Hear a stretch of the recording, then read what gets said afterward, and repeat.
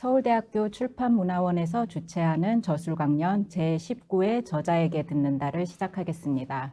오늘은 작년에 출판된 국가 플라톤의 저자 박성우 교수님을 모셨습니다. 박성우 교수님은 서울대학교 외교학과에서 학사 석사학위를 받으시고 시카고대 정치학과에서 박사학위를 받으셨습니다. 현재 서울대학교 정치외교학부 교수와 국제문제연구소 국제정치사상센터장으로 재직하시면서 고전 정치철학과 국제정치사상의 학제적 결합을 모색하는 연구를 수행하고 계십니다. 국가 플라톤 외에도 선생님께서는 동굴 속의 철학자들, 정치사상사 속 제국, 영혼 돌봄의 정치, 플라톤 국가의 나타나는 국제정치사상, 국익 추구의 도덕적 한계와 아리스토텔레스의 좋은 삶의 정치 등 여러 저서와 논문을 출판하셨습니다. 개인적으로는 제가 처음으로 들었던 정치사상 강의의 교수님이시고 저의 또 첫 그리스어 선생님이신 박성우 교수님을 직접 소개드리고 또 가까이에서 말씀을 듣게 되어 무척 기쁘고 감사하고 기대가 됩니다. 오늘 강연 주제는 플라톤의 철인 국가론은 실패한 프로젝트인가? 플라톤 정치 철학에 대한 오해와 진실입니다. 대략 1시간 정도 선생님의 말씀을 듣고 그 다음 그 사전에 보내주신 강의 질문과 그리고 강연 중에 주시는 질문들을 모아서 질의응답 시간을 가지려고 합니다. 그럼 선생님 말씀 부탁드리겠습니다. 네, 안녕하세요. 소개 감사드립니다. 저는 방금 소개받은 서울대학교 정치외교학부의 박성우 교수입니다. 오늘 말씀드릴 주제는 플라톤의 국가라고 하는 책에 대해서인데요. 여러분들 잘 아시다시피 이 국가라고 하는 이 플라톤의 저서는 사실 오랫동안 굉장히 많은 사람들이 읽어온 그런 책이기도 합니다. 따라서 많은 연구자들이 어마어마한 연구서와 또 안내서, 해설서를 내놓은 상태입니다. 자, 이런 상태에서 저도 제가 이제 또 하나의 해설서이자 또 안내서에 해당되는 이 책을 출판한다는 것이 어떤 의미가 있을까라고 하는 것에 대해서 적잖은 망설임과 고민이 있었습니다.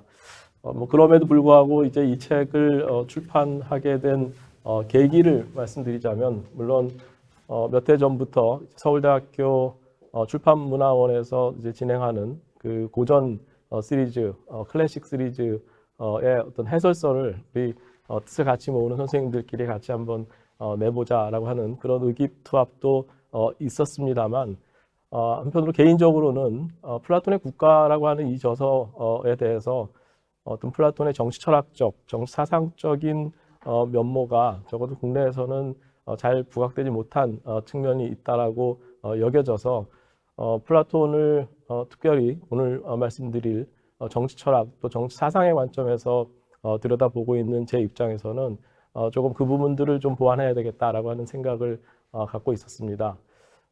이런 기회에 제 책을 출판할 수 있도록 기회를 주신 서울대학교 출판문화원에 감사드리고, 또 오늘 이런 강연의 자리를 서울대학교 중앙도서관 측에서 같이 마련해 주신 것에 대해서 역시 깊이 감사를 드리는 바입니다. 책의 제목하고는 조금 다르게 오늘 강연의 제목을 이제 달라고 하셔서 여러분들이 보시는 바처럼 플라톤의 철인국가론에 대한 얘기로 이제 이야기를 시작하려고 하고요. 또 그 부제로 플라톤 정치철학에 대한 오해와 진실이라고 하는 것을 달았습니다. 플라톤의 정치철학 가운데 철인국가론이라고 하는 것을 이제 특별히 지목한 이유는 우리가 갖고 있는 가장 일반적인 플라톤에 대한 이해는 사실 철인국가론으로부터 시작하는 경향이 커서 그런 이미지가 과연 플라톤의 의도에 부합하는 것인가라고 하는 부분을 한번 같이 들여다보자라고 하는 취지였고요. 관련해서 이제 오해와 진실이라고 하는 부제를 달았던 것은 일반적으로 우리가 생각하고 있는 플라톤의 이미지가 과연 플라톤이 생각했던 의도하고 얼마나 부합하는가라고 하는 걸 한번 같이 생각해 보자라고 하는 취지입니다. 물론 플라톤의 의도가 무엇이다라고 하는 것은 저의 해석에 달려 있는 것이기 때문에 다분히 저의 주관적인 판단의 영역이고요. 따라서 그것이 절대적으로 옳은 그 플라톤 의도에 대한 진실이다라고 이렇게 그 주장할 수는 없을 것입니다. 아마 여러분들도 그렇게 그 이해하시고 그렇게 지금 들어오신 것이라고 생각을 하고 있고요. 뭐 높아심에서 그냥 그 말씀을 드려봤습니다. 자, 아까 말씀드린 것처럼 이제 가장 우리 머릿속에 그 이제 플라톤 정치 철학하면 떠올리게 되는 그 이미지는 역시 철인 국가론, 철인 왕이라고 하는 그 구도를 제시한 플라톤이라고 볼 수 있습니다. 그래서 그 가정에 대해서 한번 우리가 되짚어 볼 필요가 있다라고 하는 것인데요. 우리는 어떤 가정을 갖고 있냐라고 생각을 해본다면 첫 번째는 플라톤 정치 철학은 단적으로 사실 철인 국가론이다라고 하는 그런 전통적인 가정이 우리가 세워놓고 있는 셈이고요. 두 번째는 사실 잘 알다시피 역사적으로 이 철인 왕 혹은 철인 국가론이라고 하는 이 프로젝트는 한 번도 성공한 적이 없다. 따라서 실패한 프로젝트다. 따라서 플라톤의 정치 철학은 결론적으로 실패한 그 프로젝트다라고 이렇게 그 이제 받아들여지는 경향이 있다라고 하는 것이죠. 그런데 한편 생각해 보면 플라톤이 과연 그의 정치 철학의 본질로서 철인 국가론만 설정해 놨는가라고 하는 문제이고요. 만약에 그렇지 않다면 사실은 우리가 플라톤 정치 철학에 대한 평가를 온전히 잘 내리고 있지 않은 측면이 있다라고 하는 점입니다. 그래서 만약에 플라톤 정치 철학의 본질을 다른 각도에서 그 보는 것이 가능하다면 역시 마찬가지로 다른 평가를 내려야 되지 않느냐라고 하는 생각입니다. 그래서 오늘 이제 강연에서 그 제가 그 말씀드리려고 하는 것을 짧게 그 이제 도식적으로 요약을 해보자면 일단 첫 번째는 플라톤 정치 철학은 단순히 철인 국가론, 제가 오늘 제목에서 제시한 것하고 좀 다르게 철인 국가론으로 한정될 수 없다라고 하는 점이고요. 그렇다면 뭐냐라고 했을 때 제가 주장하려고 하는 바는 플라톤 정치 철학은 보다 초역사적이고 또 훨씬 보편적인 성격을 지니는 그런 정치 철학을 담고 있다라고 하는 것이고요. 따라서 21세기를 사는 오늘날 우리들도 물론 우리는 21세기에 이제 속해 살고 있는 사람들이지만 만약에 인간으로서 갖고 있는 초역사성과 보편성이라고 하는 문제를 우리가 갖고 있다고 동의한다면 플라톤 정치 철학의 본질과 맞닿는 점이 있다라고 하는 그 이제 주장을 하려고 합니다. 아울러서 이제 오늘 이제 그 제가 말씀드리고 있는 그 이제 주요 텍스트가 플라톤 국가라고 하는 저서이니까요. 바로 그 국가라고 하는 저서가 지금 방금 말씀드린 플라톤 정치 철학의 어떤 보편성과 초역사성을 잘 대변하고 있는 그런 이제 고전이다라고 하는 주장까지 하려고 합니다.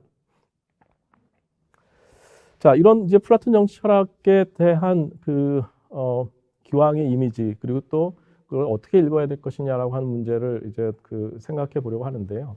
그 전에 잠깐 이제 제가 그 지적해 두고자 하는 부분은 우리는 도대체 왜 플라톤 정치 철학에 관심을 갖고 있는가? 또 플라톤 정치 철학을 보고 있는 우리들 자신의 모습은 어떤가 하는 점입니다. 자, 그래서 이제 그 특별히 그 플라톤 정치 철학 가운데 왜 철인 정치론, 철인 국가론을 우리가 좀 더 관심을 갖는가에 대해서 이제 생각을 해보면 아마도 철인 국가론에 대한 오히려 역설적으로 대단히 강한 반감 때문에 그런 것이 아닌가 하는 점입니다. 철인 국가론, 철학자가 이제 정치 공동체를 지배하고 운영한다는 것이겠죠.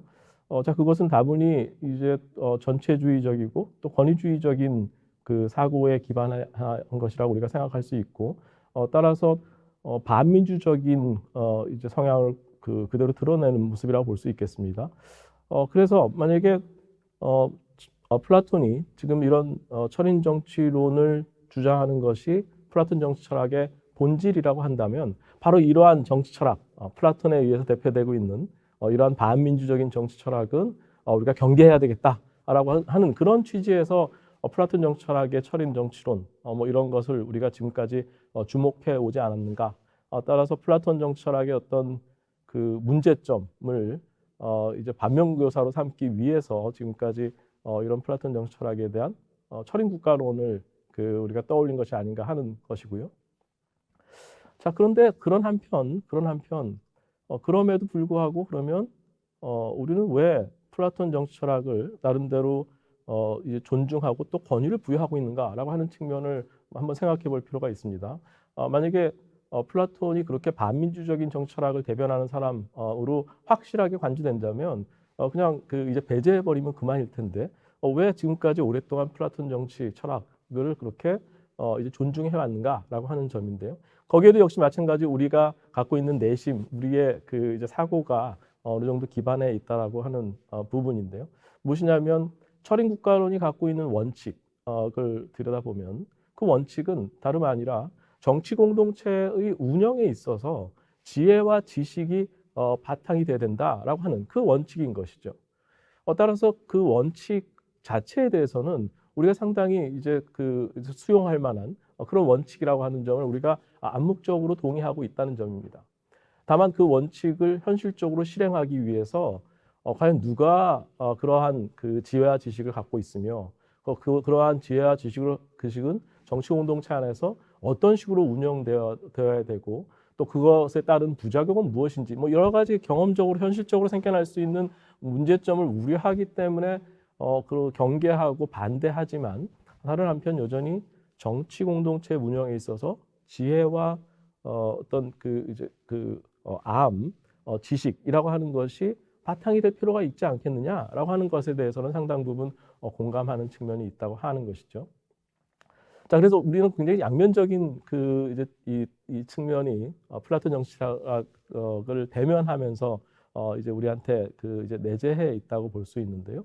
뭐 그런 관점에서 우리들 자신을 한번 다시 따져 묻고 우리가 플라톤 정치 철학을 대할 때 궁극적으로 우리가 원하는 바가 무엇이냐라고 하는 것을 한번 따져 생각해 보자면 과연 정치 공동체 운영에 있어서 필요한 암 혹은 지혜, 지식이라고 하는 것은 무엇이며 또 그것은 어떻게 우리가 알아낼 수 있고 또 그건 누가 담당할 수 있는 것인지 만약 그것을 알아내는 것이 대단히 어렵다면 그런 알을 추구하는 것 자체가 처음부터 이제 불가능한 것은 아닌지라고 하는 그런 것들에 대한 답을 얻고자 한다고 하는 것입니다.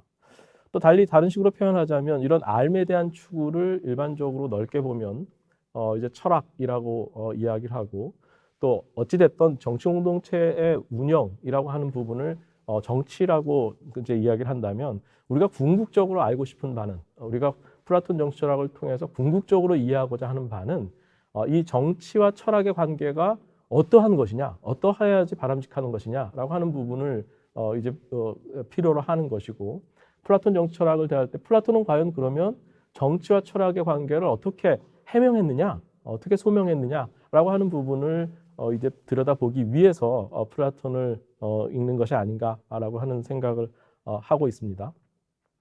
자, 그래서 이런 맥락에서 이제 그 플라톤 정치 철학을 우리가 한번 검토해 본다면 그 얘기는 방금 말씀드린 것처럼 우리들 자신의 어떤 양면적인 정치와 철학에 대한 관계에 대한 어떤 양면적인 속성을 플라톤을 통해서 한번 그 재성찰해 보겠다고 하는 것이죠. 자, 그런 목적을 온전히 달성하려면 자, 이제 플라톤 정치 철학을 잘 해석해야 될 텐데 또 플라톤을 잘 읽어야 할 텐데 어떤 부분들을 우리가 고려해야 될까라고 하는 점을 좀 생각해 봐야 되겠습니다.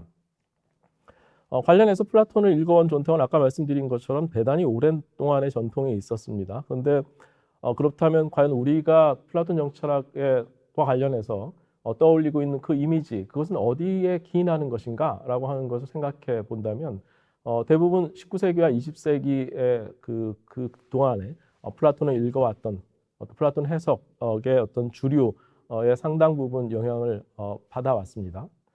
자, 이때의 플라톤에 대한 일반적인 해석은 첫 번째는 플라톤은 정치 철학자라기보다는 형이상학자이다. 그래서 어떤 그 뭐 인식론 또 그 존재론과 관련된 알의 주체와 대상이 무엇인지와 관련된 그런 형이상학자로 이제 주로 해석이 되어져 왔고 그 얘기는 플라톤이 정치 철학과 관련된 주제들을 다루고 있긴 하지만 또 오늘 우리가 지금 이야기하는 국가라고 하는 제목 자체도 정치 철학으로 보여지는 아주 대표적인 저서이긴 하지만 플라톤이 직접적으로 가장 그 이제 강조하고 있는 것은 정치 철학이 아니다. 라고 하는 이제 입장일 것입니다. 그래서 가급적 정치로부터 이제 플라톤의 철학, 플라톤의 사상을 이렇게 떨어뜨려 놓으려고 하는 시도들이 19세기, 20세기에 있어 왔다라고 저는 해석을 하고, 아울러서 그렇다면 플라톤이 얘기하고 있는 오늘 우리가 이제 주로 다루게 될 어떤 철인 국가론이라고 하는 이런 것은 무엇이냐라고 했을 때, 그것은 플라톤이 어떻게 보면 정치적으로 대단히 무책임하게 그냥 이상적인 국가를 던져넣었을 뿐이다 라고 하는 식으로 이제 해석을 하는 것이죠.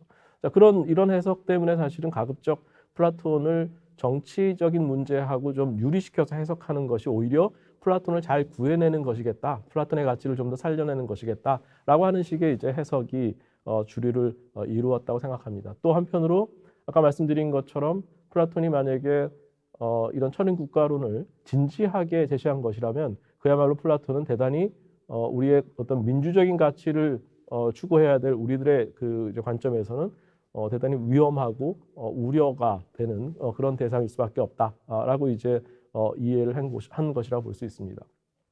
자, 이것이 이제 어떻게 보면 전반적인 19세기 이래 20세기까지 또 우리한테 유산으로 남아있는 플라톤에 대한 이미지를 형성하게 된 어떤 플라톤 읽기의 바탕이라고 한다면,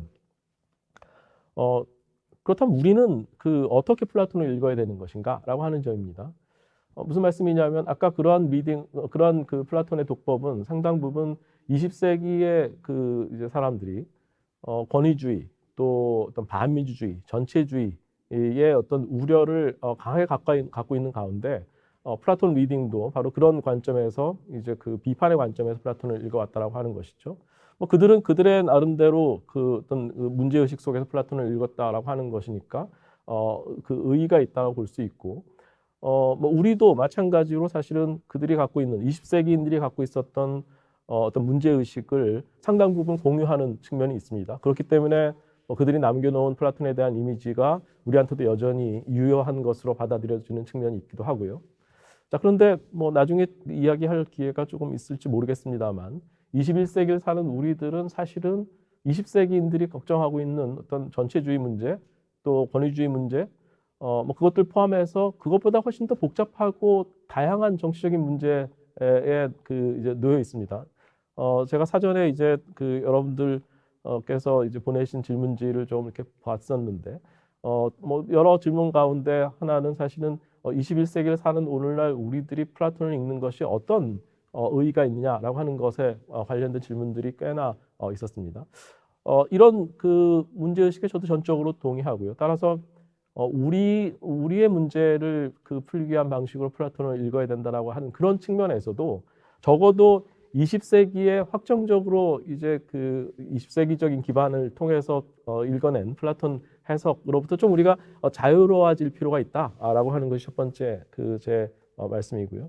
두 번째는 관련해서 그렇다라고 하더라도 우리의 20세기적인 문제의식을 기반으로 해서 플라톤을 읽을 필요가 있다라고 하는 것에 동의한다고 하더라도 만약에 그렇게만 읽는다면 사실은 20세기의 플라톤 독법에 가했던 어떤 한계나 어떤 비판점들을 동일하게 우리들 스스로한테도 지울 수밖에 없는 그런 문제가 이제 생긴다라고 하는 점입니다.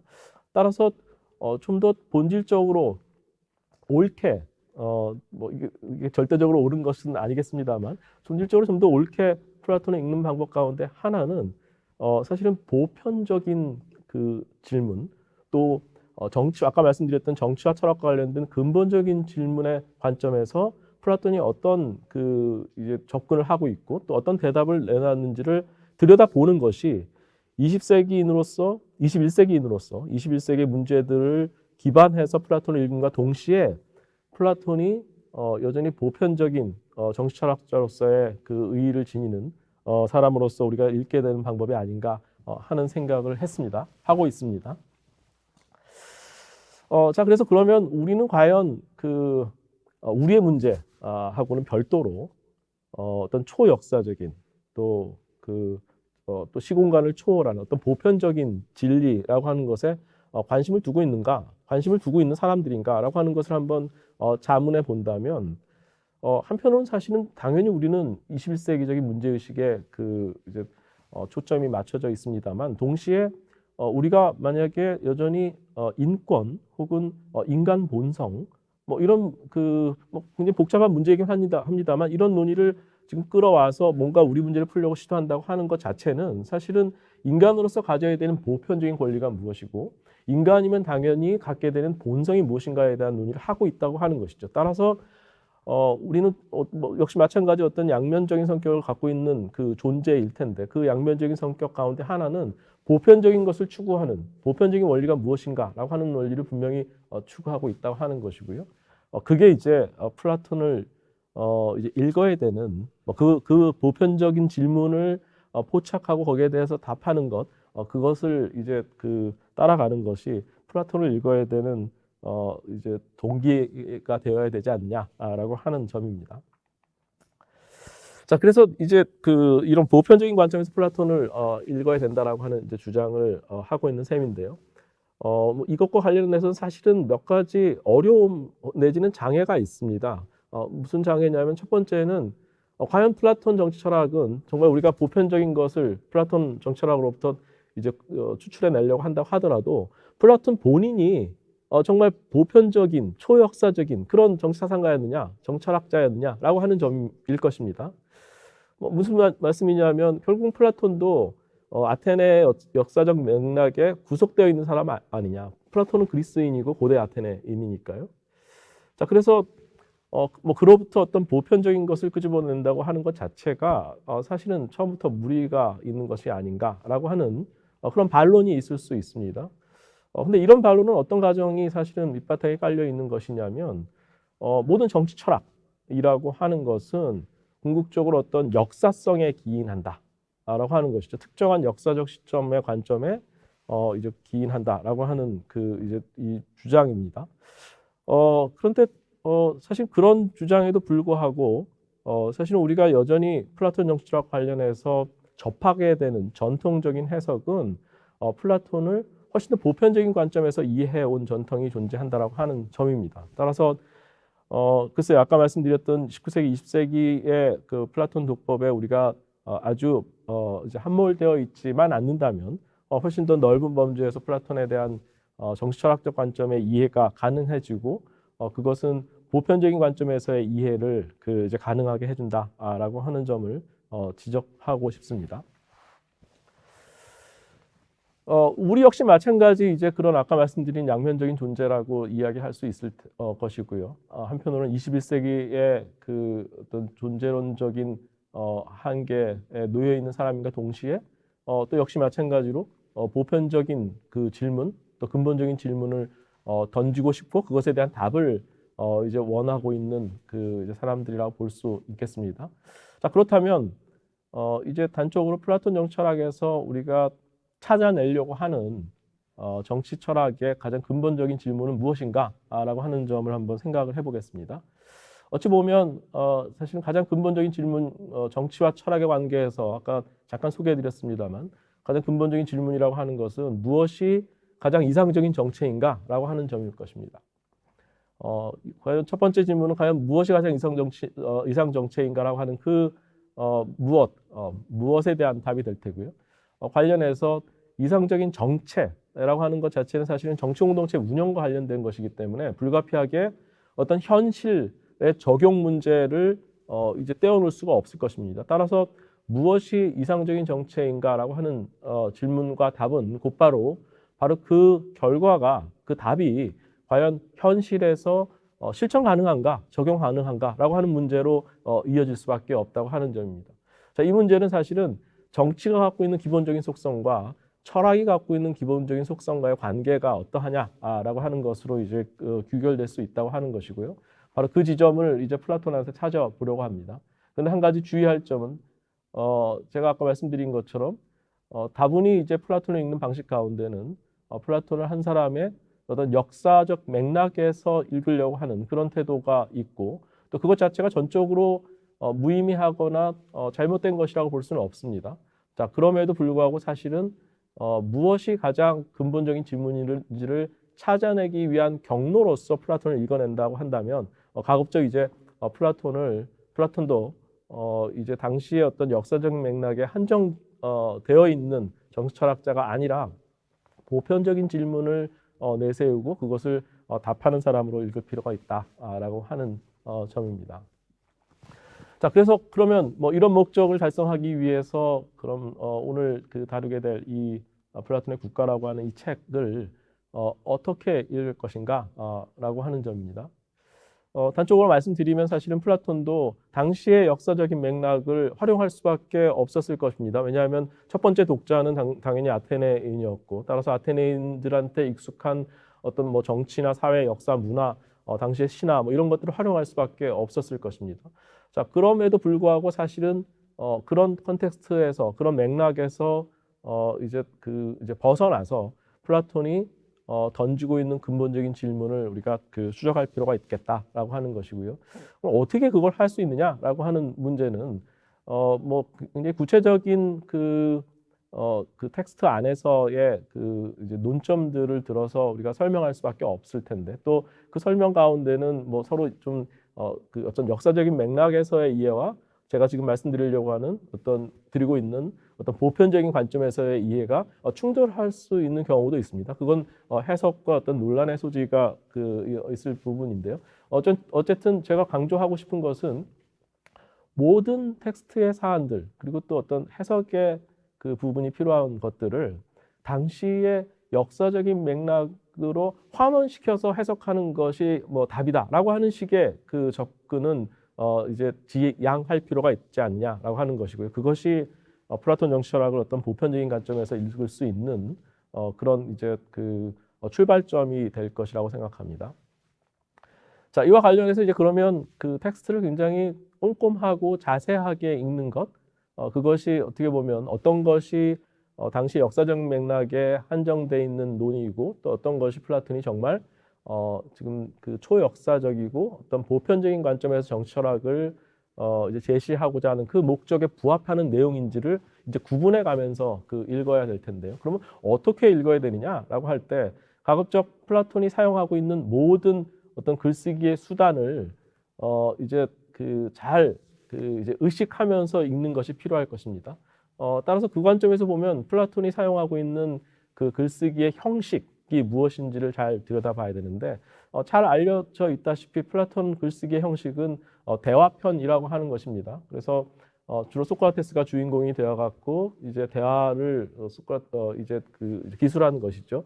근데 그 대화의 이제 내용은 사실 이제 철학적인 내용을 담고 있는 것이지만, 그 철학적 내용을 이제 담기 위해서 포장해 놓은 사실 여러 가지 굉장히 형식적인 것들을 이제 포함하고 있습니다. 그래서 어떤 극적인 배경도 이제 들어가 있고요. 그 극적인 배경 안에는 어떤 시간이나 장소, 그 대화의 동기가 들어가 있기도 하고요. 뭐 그렇습니다.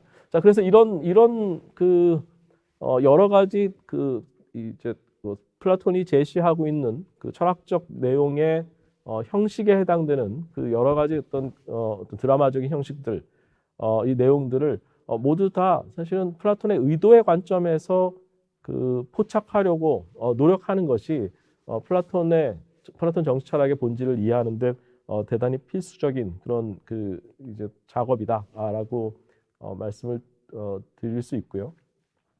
관련해서 우리가 이제 중요하게 들여다봐야 되는 관점은 사실은 역사적으로 존재하는 소크라테스와 플라톤 대화편에 존재하고 있는 이제 등장인물로서의 소크라테스의 구분일 것입니다. 뭐 많은 플라톤 연구자들이 사실은 플라톤이 상당히 꽤 오랜 기간 동안 아까 말씀드린 대화편의 형식의 여러 이제 글을 이제 약 35편의 이제 대화편을 남겨 놓았는데, 그 대화편들이 사실은 짧은 기간들에 일거에 한 번에 다 쓰여진 것이 아니기 때문에 플라톤의 어떤 사상 속에 뭐 일정한 이제 발전 내지는 전개가 있었다라고 산정을 하고, 따라서 이게 뭐 이제 전기에 쓰여진 것이냐 아니면 후기에 쓰여진 것이냐를 놓고서 플라톤 생각이 어떤 식으로 전개되고 발전됐느냐를 이제 해석해 내기도 합니다. 이때 이제 중요하게 들여다보는 변수가 이제 주인공으로 사용하고 있는 어떤 소크라테스의 역할이 어떻게 이제 달라지고 있느냐라고 하는 점을 들고 있는데, 바로 그 관점에서도 사실은 플라톤이 내세우고 있는 대화편 안에서의 소크라테스의 모습하고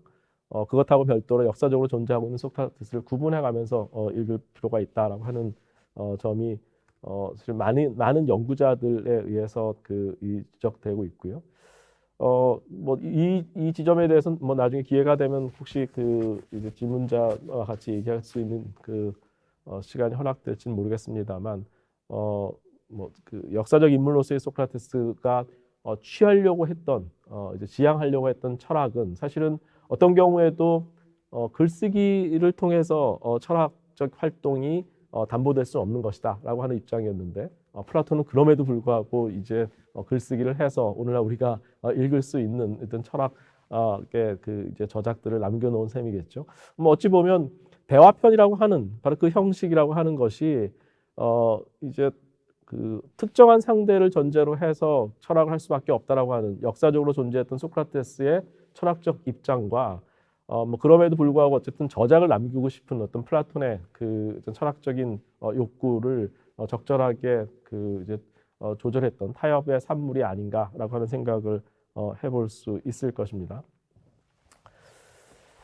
자, 제가 여러 번 이제 강조한 것처럼 사실은 플라톤 정치철학에 대한 어떤 가장 전형적인 이미지하고는 별도로 플라톤을 어떤 보편적 관점에서 읽어야 된다라고 하는 말씀을 지금 아주 성급하게 지금 막 열심히 말씀을 드리고 있는 중인데, 자 그렇다면 이제 이제 플라톤 정치 철학이 제시하려고 하는 그러니까 당시의 관점을 뛰어넘는 어떤 정치 철학의 근본 문제는 무엇이냐라고 하는 점을 한번 말씀드려 보려고 합니다.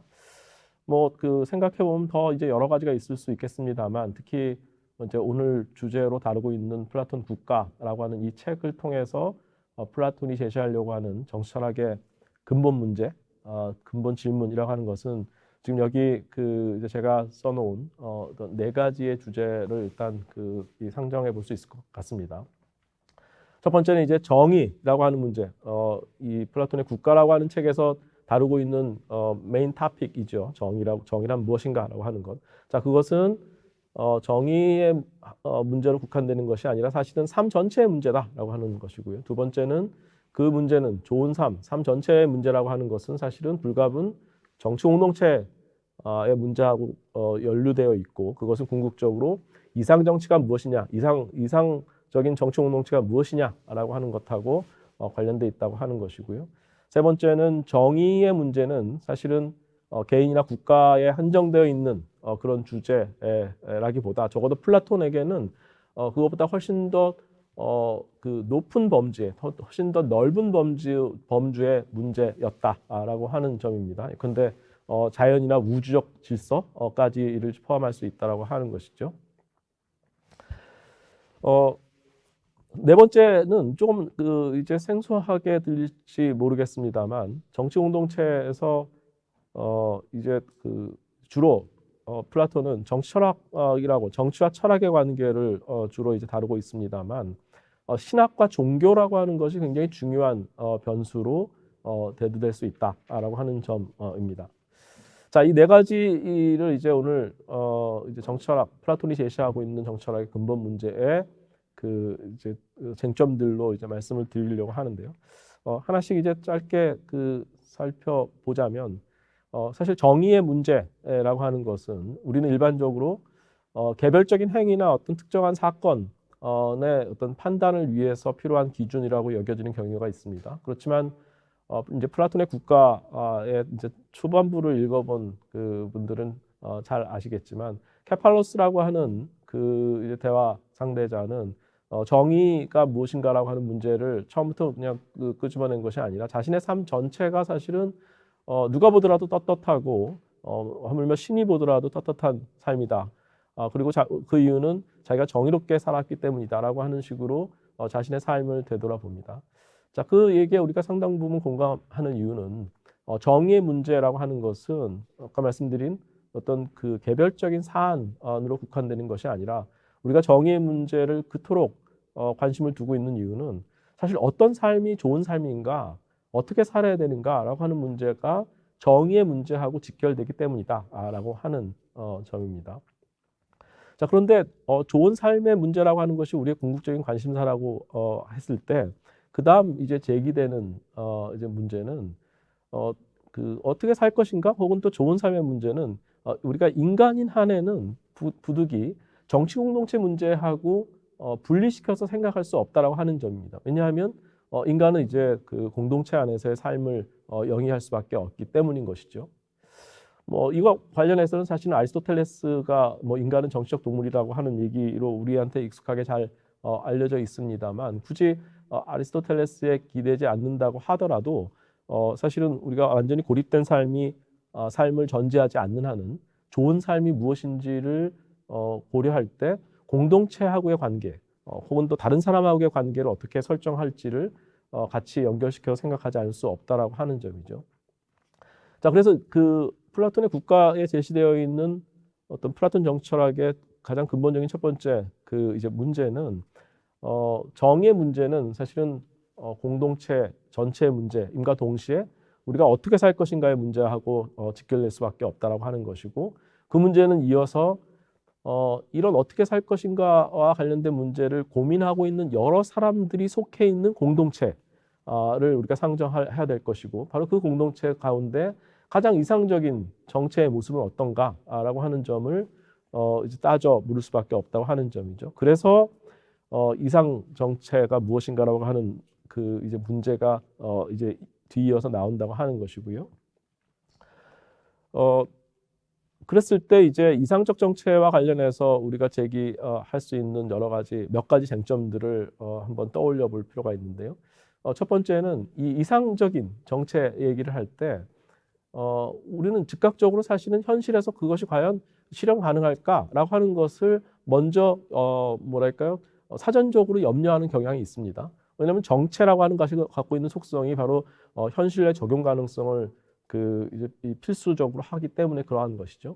자, 그런데 플라톤이 이제 그 접근하고 있는 방식은 혹은 또 그것을 통해서 우리가 정치와 철학의 근본적인 관계가 무엇인지를 따져 물을 때 취해야 될 태도로서 플라톤이 제기하고 있는 방식은 실현 가능성 내지는 실천, 적용 가능성 문제는 조금 차치해 두고 우선 가장 이상적인 정체가 무엇이냐, 우리가 할 수 있는 한 최대한 그 이상적인 관점에서 그것을 끄집어낼 필요가 있다라고 하는 점입니다. 따라서 실현 가능성으로부터 어느 정도 자유로울 필요가 있다라고 하는 점을 지적해 둘 필요가 있고요.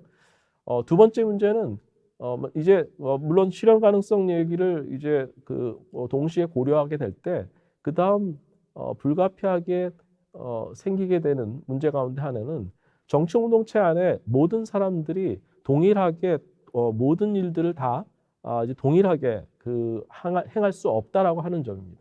우리가 잘 알고 있는 것처럼 좀 적어도 공동체가 온전히 운영되기 위해서는 어떤 이제 분업의 형태가 이루어져야 되겠죠. 자, 그랬을 때 궁극적으로 좋은 삶을 위해서 지금 이상적인 정체를 만들어내는 것인데, 각자 다른 일을 하게 되면 그럼에도 불구하고 모든 사람들이 다 좋은 삶을 이제 누리고 있는, 또 누릴 수 있는 그런 이상적인 정체라고 얘기할 수 있을까? 라고 하는 이제 문제가 생길 수 있다고 하는 거죠. 자, 이런 쟁점들이 이제 이제 좋은 삶과 어떤 이상적인 정체의 관계에서 논의되어야 될 문제이고, 뭐 아울러서 당연히 우리가 가장 선호하고 있는 정체로서의 민주정하고의 관계도 이제 이상적인 정체하고의 관계 속에서 이제 제고돼야 될 그 주제이고, 바로 이것이 플라톤 정치 철학 가운데 우리가 던져야 될 근본적인 질문 안에 포함되어야 된다라고 이제 말씀을 드리는 것입니다. 자, 그다음 주제는 이제 이제 조음 혹은 또 정의와 관련해서 이제 이것들이 관여하고 있는 우리 인간사의 그 범주가 어디까지냐라고 하는 점입니다. 조금 이따 이제 소개해드릴 이제 플라톤 국가 안에서 제기된 어떤 유추라고 하는 구조는 개인과 국가의 관계를 유추한 것이죠.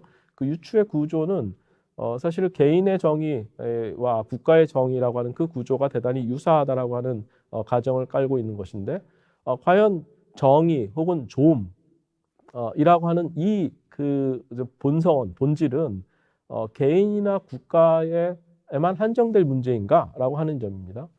우리가 지금 그 생각하고 있는 오늘날 우리의 문제의식 가운데는 사실은 정의의 문제가 국가 간의 정의, 혹은 또 국가 내의 정의, 또 개인이 다른 개인에 대해서 행해야 될 정의뿐만 아니라 사실은 훨씬 더 포괄적인 의미의 자연 내에 존재해야 되는 정의라고 하는 것도 우리가 떠올리고 있습니다. 우리의 어떤 여러 가지 글로벌한 쟁점들은 그것들을 우리의 사고를 그런 정도까지 이제 밀어붙이고 있는 셈인데, 플라톤이 제기하고 있는 문제도 동일하게 정의와 조음이라고 하는 것이 관여해야 될 범주가 어디까지냐라고 하는 문제를 이제 제기하고 있다고 하는 점입니다. 자, 마지막으로 이제 이제 제기하는 질문은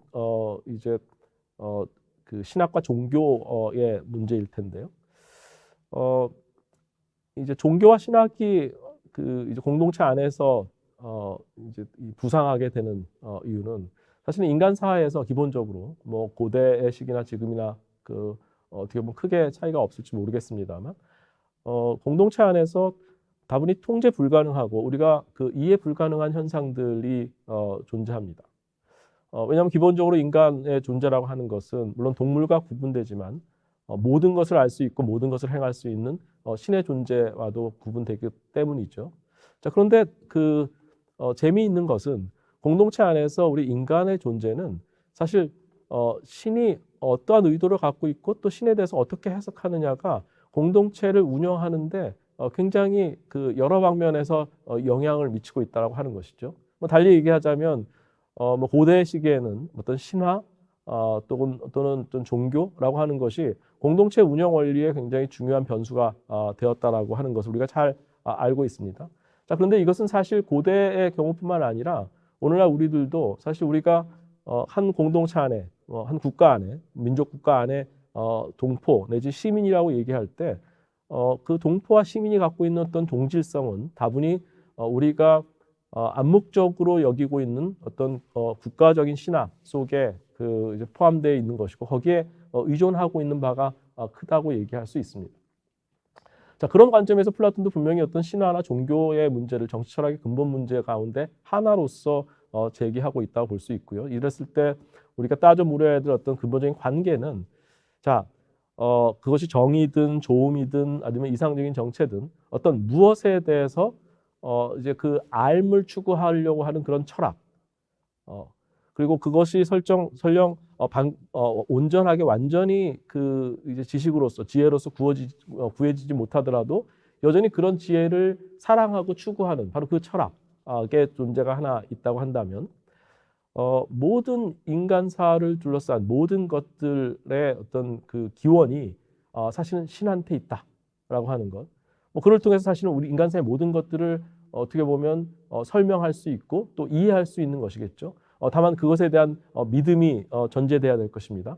바로 그런 종교의 요소가 있다라고 한다면, 이 철학과 종교의 요소는 정치 공동체 운영에 있어서 여전히 사실은 양립할 수 있는, 서로 상대를 완전히 제압할 수 없는 그런 상태에 놓이게 된다고 하는 것이고요. 자, 그런 관점에서 정치 철학을 논하는 사람들은 아까 말씀드린 바에 따르면 정치 철학이라고 하는 것은 어떤 알을 추구하고 있는 철학이라고 하는 것과 여하의 정치 공동체를 운영해야 된다라고 하는 어떤 정치의 원리 간의 어떤 정치와 철학의 관계라고 하는 말씀을 드렸는데, 이런 정치 철학을 논하는 사람들은 불가분 정치와 신학, 또 신학과 철학의 관계를 동시에 고려하지 않으면 안 된다라고 하는 것이고, 바로 이 지점을 플라톤도 자신의 정치 철학을 제시하면서 개진하고 있었다라고 이제 말씀을 드리는 바입니다.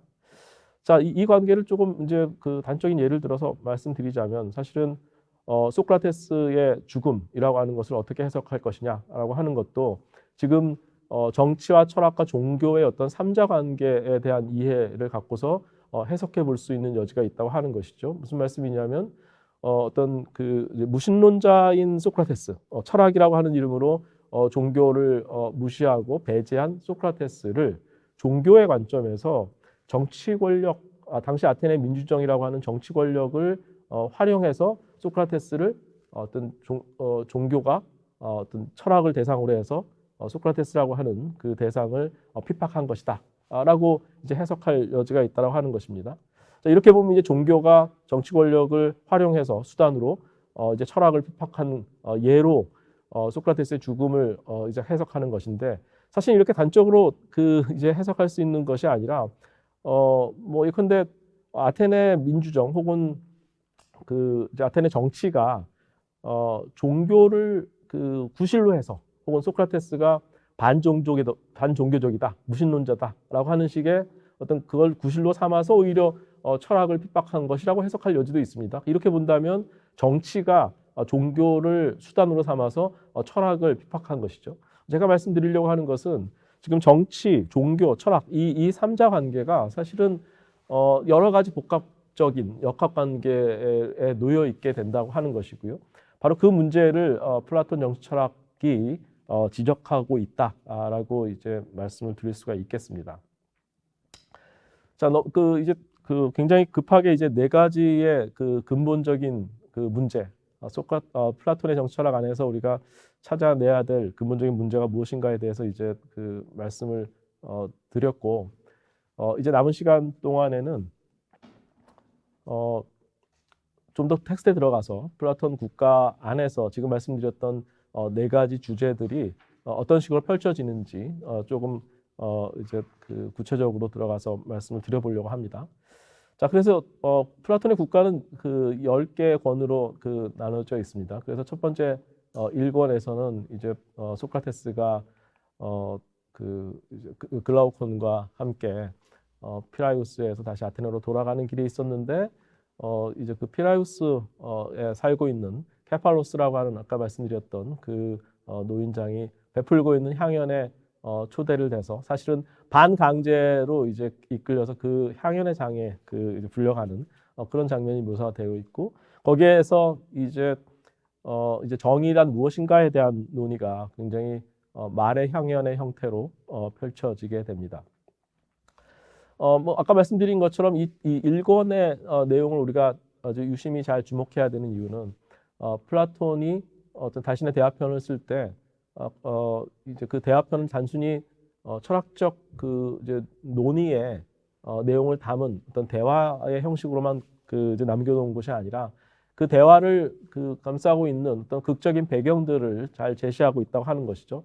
아까 잠깐 소개했던 이제 소크라테스가 뭐 글라우콘과 같이 있다가 돌아가려고 했는데 뭐 케팔로스 집에 다시 당도하게 되는 이런 일련의 과정들도 사실은 이제 자세히 들여다보면 플라톤이 왜 그런 극적인 요소들을 설정해 두었는지를 우리가 물어야 되는 것이고, 바로 그 관점에서 플라톤 정치 철학 전체의 내용이 무엇인가를 또 따져야 된다고 하는 측면이 있다는 것입니다.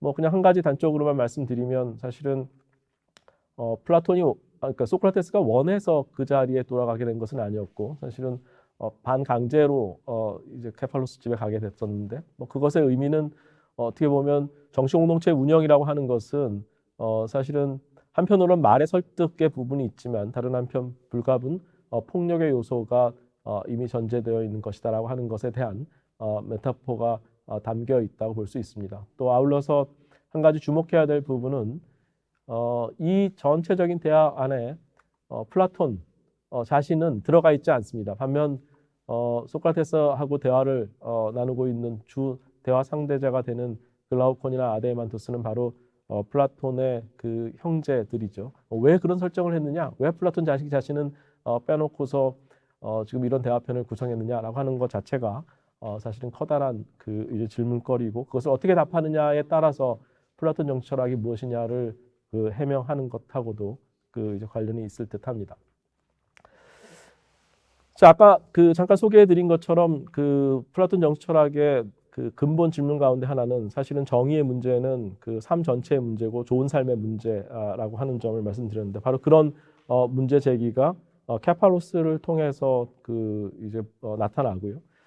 케팔로스는 이제 정직이라고 하는 것이 정의의 가장 기본이 된다라고 하는 것을 제시했지만, 그것을 소크라테스는 굉장히 예외적인 상황을 들어서 논박을 합니다.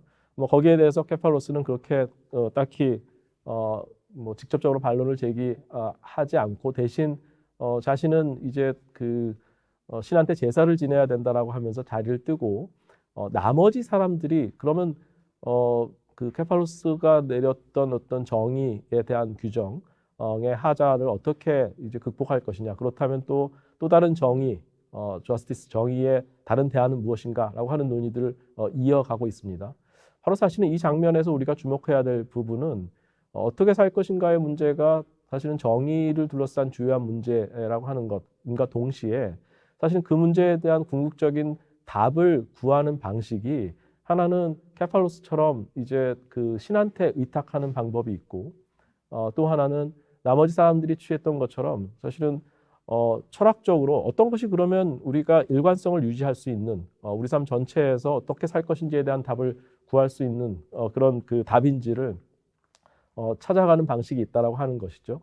그래서 두 개의 선택지가 여전히 이제 이 플라톤의 국가 안에 보인다고 하는 것이고, 플라톤의 국가가 바로 정치 철학적 관점에서 철학의 주안점을 두면서 어떻게 살 것인지의 문제를 공동체 안에서 해결하려고 시도한 것이라고 한다면, 그럼에도 불구하고 어떤 종교적인 신학적인 옵션이 뒤 언저리에 어딘가 있고, 바로 그 옵션은 여전히 우리 주위에서 맴돌고 있다라고 하는 것을 부정하지 않고 있다고 하는 점을 우리가 떠올릴 수 있을 것입니다.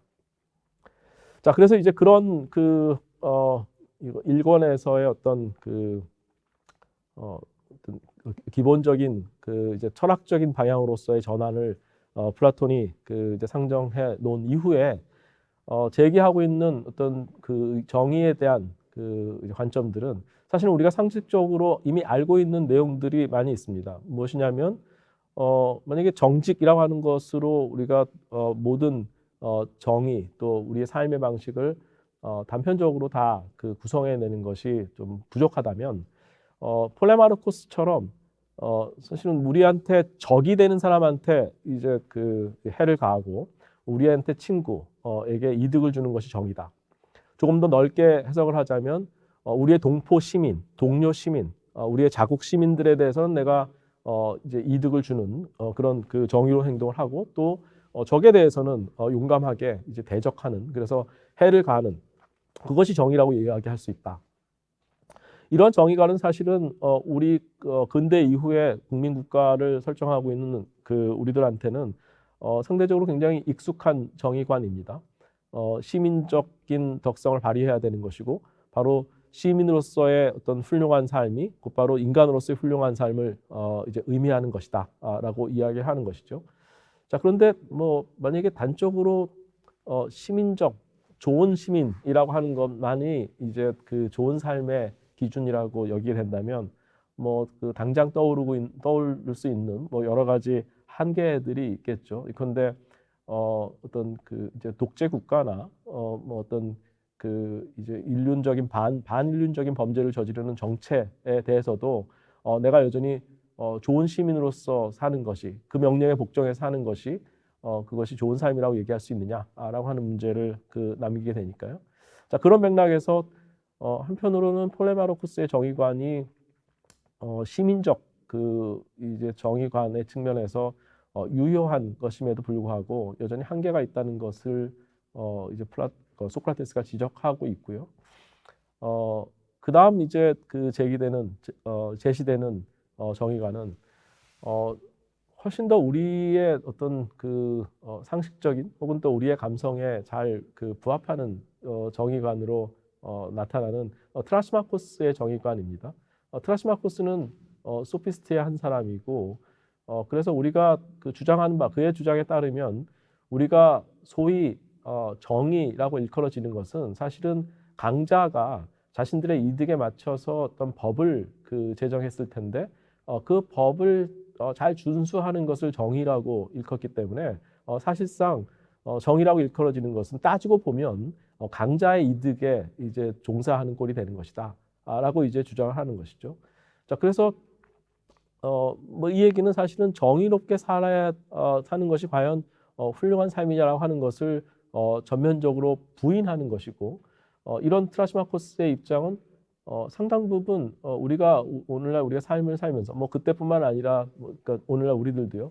어느 정도 그 이제 귀가 솔깃한 그런 내용이 아닐 수 없습니다. 이 향연, 철학적 향연을 하고 있는 당시의 어떤 아테네인들도 역시 마찬가지로 트라시마코스의 이런 그 생각을 동조하는 사람들이 꽤 있었고요. 그러니까 이런 소피스트를 불러서 또 어떻게 하면 내가 그런 강자가 될 수 있을까라고 하는 그런 그 이제 고민들을 이제 해소하려고 이제 초빙을 해서 이런 향연을 베풀기도 했던 것입니다.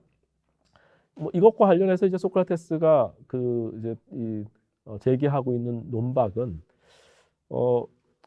트라시마코스에 따르면 어쨌든 마치 니체가 얘기하고 있는 그 어떤 주인 그 노예 도덕의 관계처럼 어찌 됐든 우리가 강력하게 힘을 발휘해서 현실에서 자신의 의지를 관찰할 수 있는 자만이 사실은 가장 훌륭한 삶을 살 수 있는 사람이다라고 이야기를 하고 있는데 그 얘기는 역설적으로 가장 부정의할 수 있는 사람, 부정의를 행할 수 있는 사람이 가장 훌륭한 사람이 될 수 있다라고 하는 이야기와 동일합니다.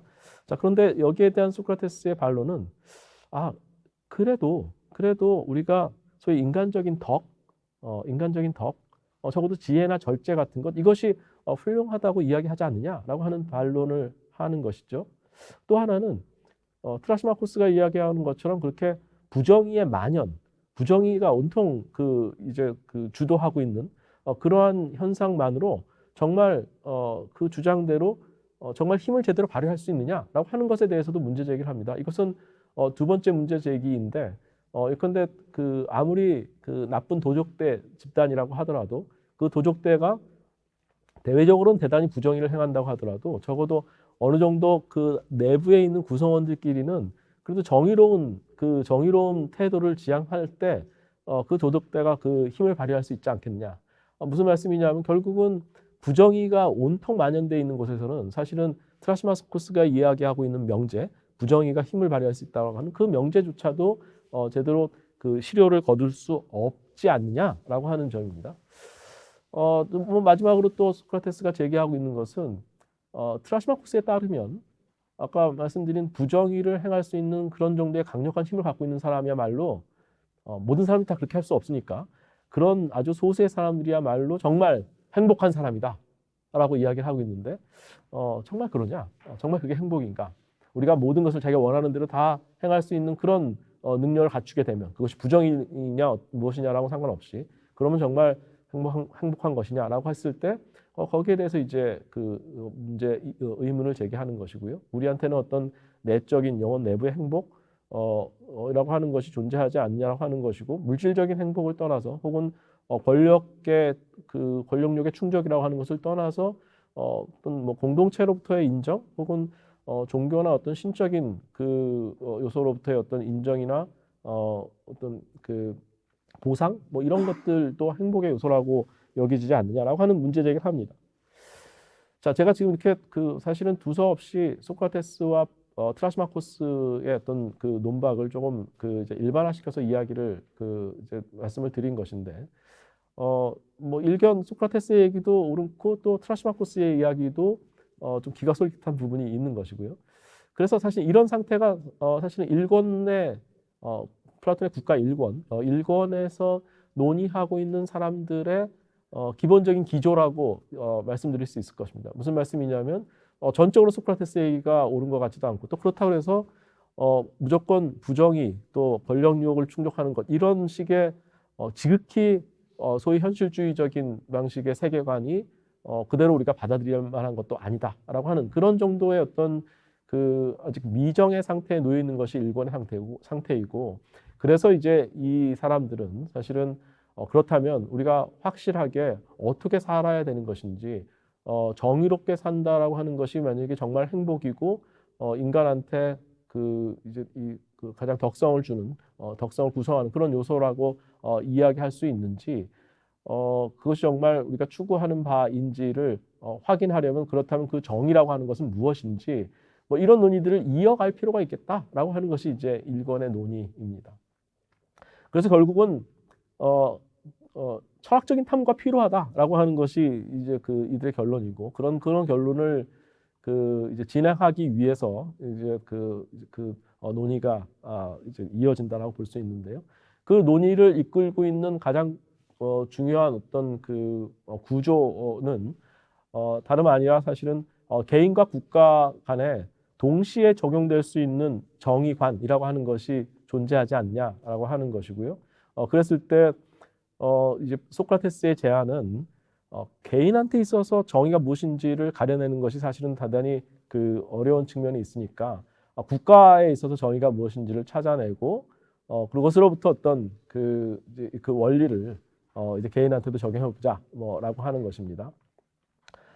그런데 제 책에는 소개되어 있습니다만 사실은 이 유추의 구조라고 하는 것이 상당히 이제 구조적으로 어떤 대칭성의 부정확성도 존재하고 뭐 여러 가지 이제 문제점들을 낳고 있습니다. 단적으로 한 가지만 말씀드리면 사실은 국가에 있어서의 정의하고 개인에 있어서의 정의를 이렇게 대칭적으로 놓는다고 하는 것은 자, 뭐 생각해 보죠. 우리 개인에 있어서의 정의가 무엇이다라고 했을 때 사실은 내적인 상태와 어떤 외적인 행위라고 하는 것이 동시에 고려되고 있습니다.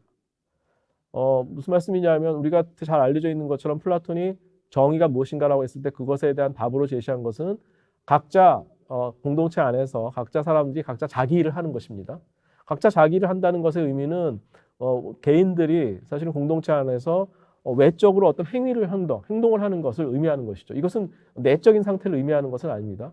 그래서 이런 행위에 기반해서 정의 내려지게 되는 개인의 정의관을 우리의 어떤 내적인 부분들, 이성, 기계, 욕망이라고 하는 것인데 이 세 개의 부분들이 각자 자기 일을 하는 것이라고 이제 결론을 내리고 있는 것이죠. 자, 그런데 생각을 해보면 사실 이런 내적인 상태와 어떤 외적인 행위라고 하는 것의 어떤 조합을 개인과 국가에 이제 적용을 시켜보면 개인의 입장에서는 개인의 관점에서는 우리의 어떤 영혼의 내적인 부분들의 이야기와 외부적인 활동, 달리 말하면 다른 사람들에 대해서 어떻게 대할 것인지 공동체 안에서 내가 과연 얼마나 내 의무를 다 잘 이행할 것인지 뭐 이런 것들을 이제 동시에 고려하게 되는 것이죠. 그런데 아까 말씀드린 것처럼 국가에 대해서 어떤 내적인 상태와 어떤 외적인 행위 간의 관계를 그대로 적용해 본다면 국가 내부의 상태라고 하는 것은 뭡니까? 간에 있는 구성원들이 어떤 이제 조합을 이루냐, 어떤 식으로 서로 시민들 간의 관계가 혹은 계급들 간의 관계가 구성되느냐라고 하는 것으로 규정될 수 있다고 한다면 개인의 외적인 행위에 해당되는 국가의 외적인 행위는 국가와 국가 간의 관계, 그렇죠? 국가가 대외적으로 어떤 행위를 할 것인가에 이제 초점이 맞춰져야 됩니다. 그런데 이상하게도 사실은 플라톤은 이 국가의 대외적인 행위에 대해서는 굉장히 소극적인 자세를 취하고 있습니다. 그래서 어떤 유추가 갖고 있는 여러 가지 문제들을 내포하고 있는데 어쨌든 이제 결론적으로 제가 이제 말씀드릴 것 중에 하나는 이러한 유추를 통해서 플라톤이 전달하고자 하는 어떤 정치 철학의 근본적인 문제는 우리가 궁극적으로 도달하려고 하는 어떤 정의의 모습은 사실은 개인과 국가 정도 수준에서 그치는 것이 아니라 어떻게 보면 자연이나 뭐 우주, 코스모스 전체의 어떤 조화와 조음의 관점이라고 이야기를 할 수 있는 것이고 그 관점에서 이제 플라톤의 정치 철학도 이제 목표가 설정되어 있는 것이 아닌가라고 하는 점입니다. 자, 그 관점에서 뭐 플라톤 국가 안에 이제 제시되고 있는 사실은 뭐 제가 가르치고 있는 국제정치 사상에서 이제 국제정치와 관련된 논의들이 있습니다만 그 내용들은 얼핏 보면 플라톤이 다분히 어떤 정전론적인 관점에서 국제관계를 이해하고 있는 것으로 이제 조금 편안하게 해석할 수 있는 부분이 있습니다만 결국은 플라톤이 설정하고 있는 어떤 지향하고 있는 마지막 도달점은 국제 범위를 훨씬 초월하는 그래서 자연 전체, 우주 전체의 모습들을 상정하고서 개인의 정의 또 국가의 정의를 이제 달성하려고 시도하는 것이다라고 이제 이야기할 수 있겠습니다. 자, 이제 마지막으로 이제 철인 국가론과 관련된 논의를 이제 한번 정리를 해보도록 하겠습니다. 플라톤 텍스트에 들어가서 그 철인국가론이 논의된 배경을 한번 이제 다시 되짚어볼 필요가 있는데요. 아까 잠깐 소개드렸던 것처럼 사실은 어떤 것이 가장 이상적인 국가냐라고 하는 그 논의는 애초에는 말로써 이제 이야기를 시작합니다. 그래서 우리가 말로 자 바람직함의 관점에서 가장 이상적인 국가가 무엇인지 한번 얘기나 해보자. 뭐 이런 것이었습니다. 그 얘기는 그것이 과연 실현 가능한가 여부는 처음부터 고려 대상이 아니었습니다. 자, 그런데 한 가지 여기서 이제 이 이상국가 로고폴리스의 문제가 됐던 것은 만약에 이 로고폴리스가 그야말로 전혀 현실에서 불가능한 것이라면 정말 100% 불가능한 것이라면 이것이 과연 이상적인가라고 하는 것에 대한 이제 되물음이었습니다. 그래서 굳이 어떻게 하면 바로 현실에서 실현 가능하다라고 하는 식의 어떤 매뉴얼과 같은 그런 식의 그 실천 가능성을 굳이 이야기할 필요는 없겠지만 그럼에도 불구하고 적어도 이것이 100% 불가능한 것은 아니다라고 하는 것을 입증할 필요는 있었다고 하는 것이죠. 자, 바로 그런 관점에서 이제 실현 가능성이 논의된 것이고 칼리폴리스는 또 이것의 그 수단으로 방법으로 제시된 철인왕이라고 하는 것은 이 철인왕이 있으면 이상국가가 완벽하게 그냥 그대로 실현되는 것이다라고 하는 어떤 매뉴얼의 관점에서 제시된 것이라기보다 철인왕이라고 하는 이 포맷을 우리가 떠올릴 수 있지 않느냐? 그렇다면 우리가 그 전에 이야기했던 말로 얘기했던 로고폴리스라고 하는 것이 100% 불가능한 것은 아니다라고 하는 것을 좀 이제 받아달라고 하는 이제 그런 측면에서 제시된 그 부분이라는 걸 우리가 상기할 필요가 있다고 하는 것이고요. 자, 그런 의미에서 이제 정치 권력과 어떤 철학의 결합이라고 하는 이제 조합을 이제 플라톤이 이제 칼리폴리스의 예시로서 제시한 것으로 이해할 수 있을 것입니다. 자, 그런데 이제 이런 맥락에서 이제 철인왕, 철인국가론이 제시된 것이라고 했을 때 어쨌든 이 철인왕의 포맷은 실천 가능성을 전제로 한 것인데 그렇다면 실천에서 과연 어느 정도까지 이것이 유용할 것이냐라고 하는 것이 우리가 물을 수밖에 없는 질문이 되는 것이겠죠. 자, 그때 이제 생각해 볼 수 있는 현실적인 어려움은 과연 정치 권력과 철학이 결합할 수 있겠느냐라고 하는 점입니다. 자, 철학자가 이제 정치 권력을 과연 잘 잡을 수 있겠느냐? 그게 어렵다면 누군가 철학자한테 정치 권력을 넘겨줘야 될 텐데 누가 과연 철학자한테 정치 권력을 순순히 넘겨주겠느냐? 아무도 그럴 개연성이 현실적으로 존재하지 않는다. 또 두 번째는 만약에 정치 권력을 이미 갖고 있는 사람이 근데 이미 이제 왕위를 계승할 수 있는 그런 지위에 있는 사람이 그 다음에 철학을 하면 되지 않느냐? 라고 하는 포맷을 생각해 볼 수 있는데 이 경우도 마찬가지로 철학이라고 하는 것이 갖고 있는 본질상 그야말로 풀타임 그것 자체로서 이제 어떤 알과 지혜에 대한 사랑을 이제 이 전제로 해서 그야말로 그 탐구에 대한 이제 열정으로 가득 찬 사람이 행할 수밖에 없는 삶 전체의 모습으로서의 어떤 철학적 삶을 전제로 한 것일 텐데 정치 권력을 이미 갖고 있는 사람이 그런 철학적 삶을 이제 이 삶에 종사할 그런 선택을 할 리가 없다라고 하는 것이죠. 그런 의미에서 이제 현실적으로 정치 권력과 철학이라고 하는 것이 물론 우리가 떠올릴 수는 있지만 따라서 이 떠올릴 수 있다라고 하는 것 자체가 현실적으로 100% 불가능하다라고 단정 지을 수는 없는 포맷인 것은 분명하지만 그럼에도 불구하고 여전히 현실적으로 어려움이 존재한다라고 하는 것을 일단 이제 염두에 둬야 될 것이고요. 자, 그런데 재미있는 것은 플라톤의 국가에 나타나 있는 어떤 철인왕의 어떤 어려움, 문제는 지금 방금 말씀드린 이러한 현실적인 어려움이 아니라 오히려 뭐랄까요, 이론적인 어려움에 해당되는 내용들이 제시되어 있습니다. 소크라테스는 이런 식으로 문제를 이제 제기하고 있는데 뭐냐 하면 자, 철학과 정치 권력이 결합해야 되는데 자, 우선은 철학자를 만들어야 되니까 어떤 사람이 철학자인가를 해명하기 위해서 어떤 사람이 철학자가 될 수 있는지를 철학 교육이 어떠해야 되는지 철학자를 만들어내는 교육 프로그램이 어떤 것인지를 이제 쭉 설명을 합니다. 자, 그러고 나서 이제 그가 정치 권력을 받기만 하면 이제 그만이 될 텐데 문제는 바로 그 사람이 어떤 경우에도 정치 권력을 자발적으로 받으려고 하지 않는다는 겁니다. 설령 누가 정치 권력을 띄워준다고 하더라도 스스로 받는 것을 거부한다는 것이죠. 왜냐하면 철학하는 것이 너무나 좋으니까. 그래서 정치 권력을 잡아서 자기가 통치하는 것을 풀타임 잡으로 받으려고 하지 않는다고 하는 것이죠.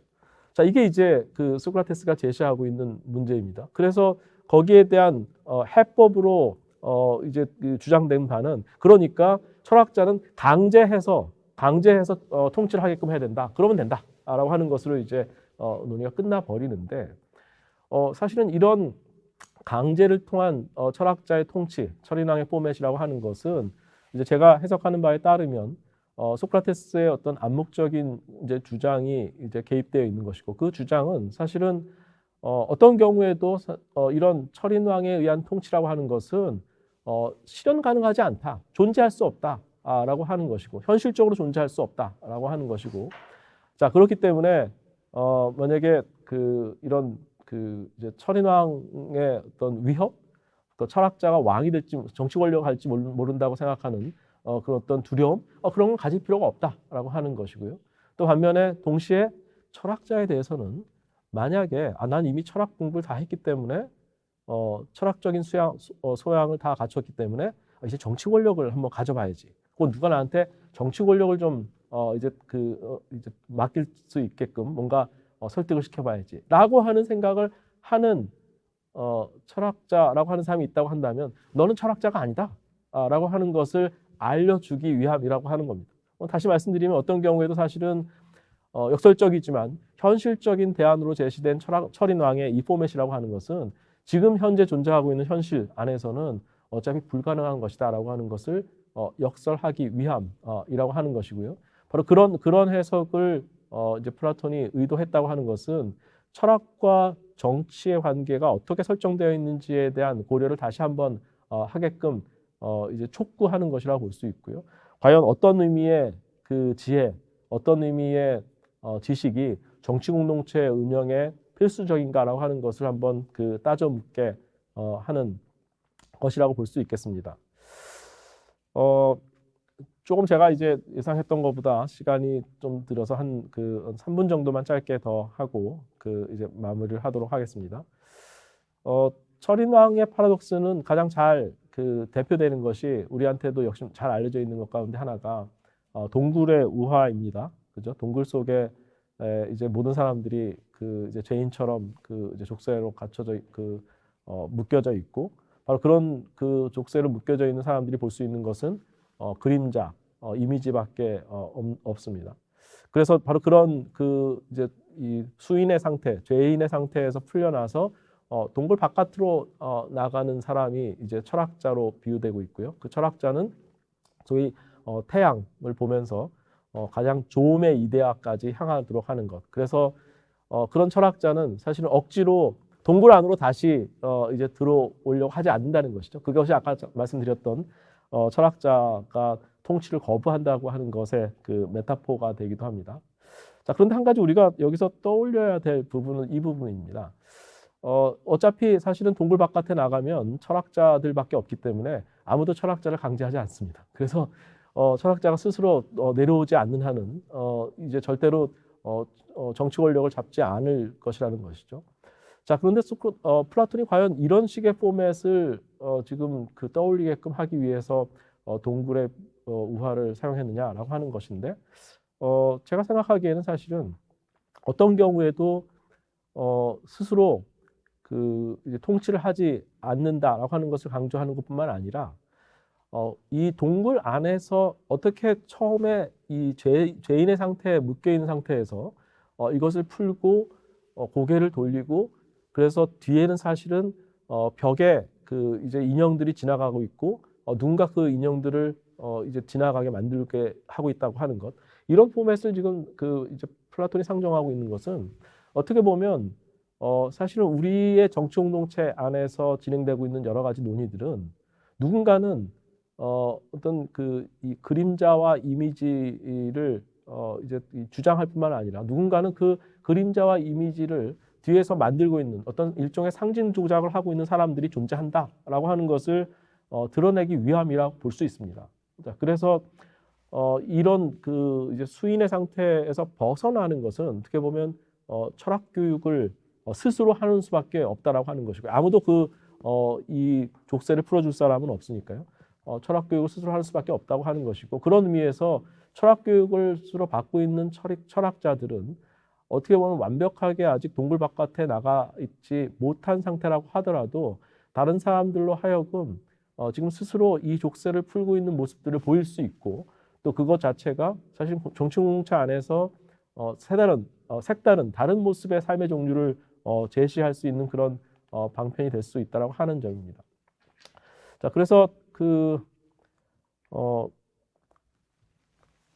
짧게 요약을 드리자면 플라톤의 이제 철인 정치론은 액면 그대로 철인 왕을 이제 만들겠다라고 하는 그런 의지라기보다는 왜 정치 공동체 안에서 지혜와 또 또 더 나아가서 알매 추구라고 하는 철학이라고 하는 것이 필요한지를 이제 되새기게끔 한다고 하는 것이고요. 그것은 철학자의 존재를 전제로 해서 주장될 수 있는 것입니다. 달리 말씀드리면 철학자가 정치 권력을 잡는 것을 목표로 두는 것이 아니라 철학자가 절대 정치를 하지 않을 것이라고 하는 것을 보여주는 것이 오히려 플라톤이 생각하고 있는 정치철학의 근본이라고 하는 것이고, 그런 관점에서 어찌 보면 민주정 하에서의 어떤 아테네 정치의 모습은 철학자들을 온전히 남겨두는 것이 아테네 민주정을 위해서도, 아테네 민주정이 어떤 지속 가능한 그런 상태로 되기 위해서도 필요한 선택이다라고 하는 것을 주장하기 위함이라고 저는 해석합니다. 조금 시간이 지나서 제 강연은 여기까지 하도록 하겠습니다. 감사합니다. 감사합니다, 교수님. 좋은 말씀. 정말 오후 나른할 수 있는 시간이 금방 지나가 버린 것 같습니다.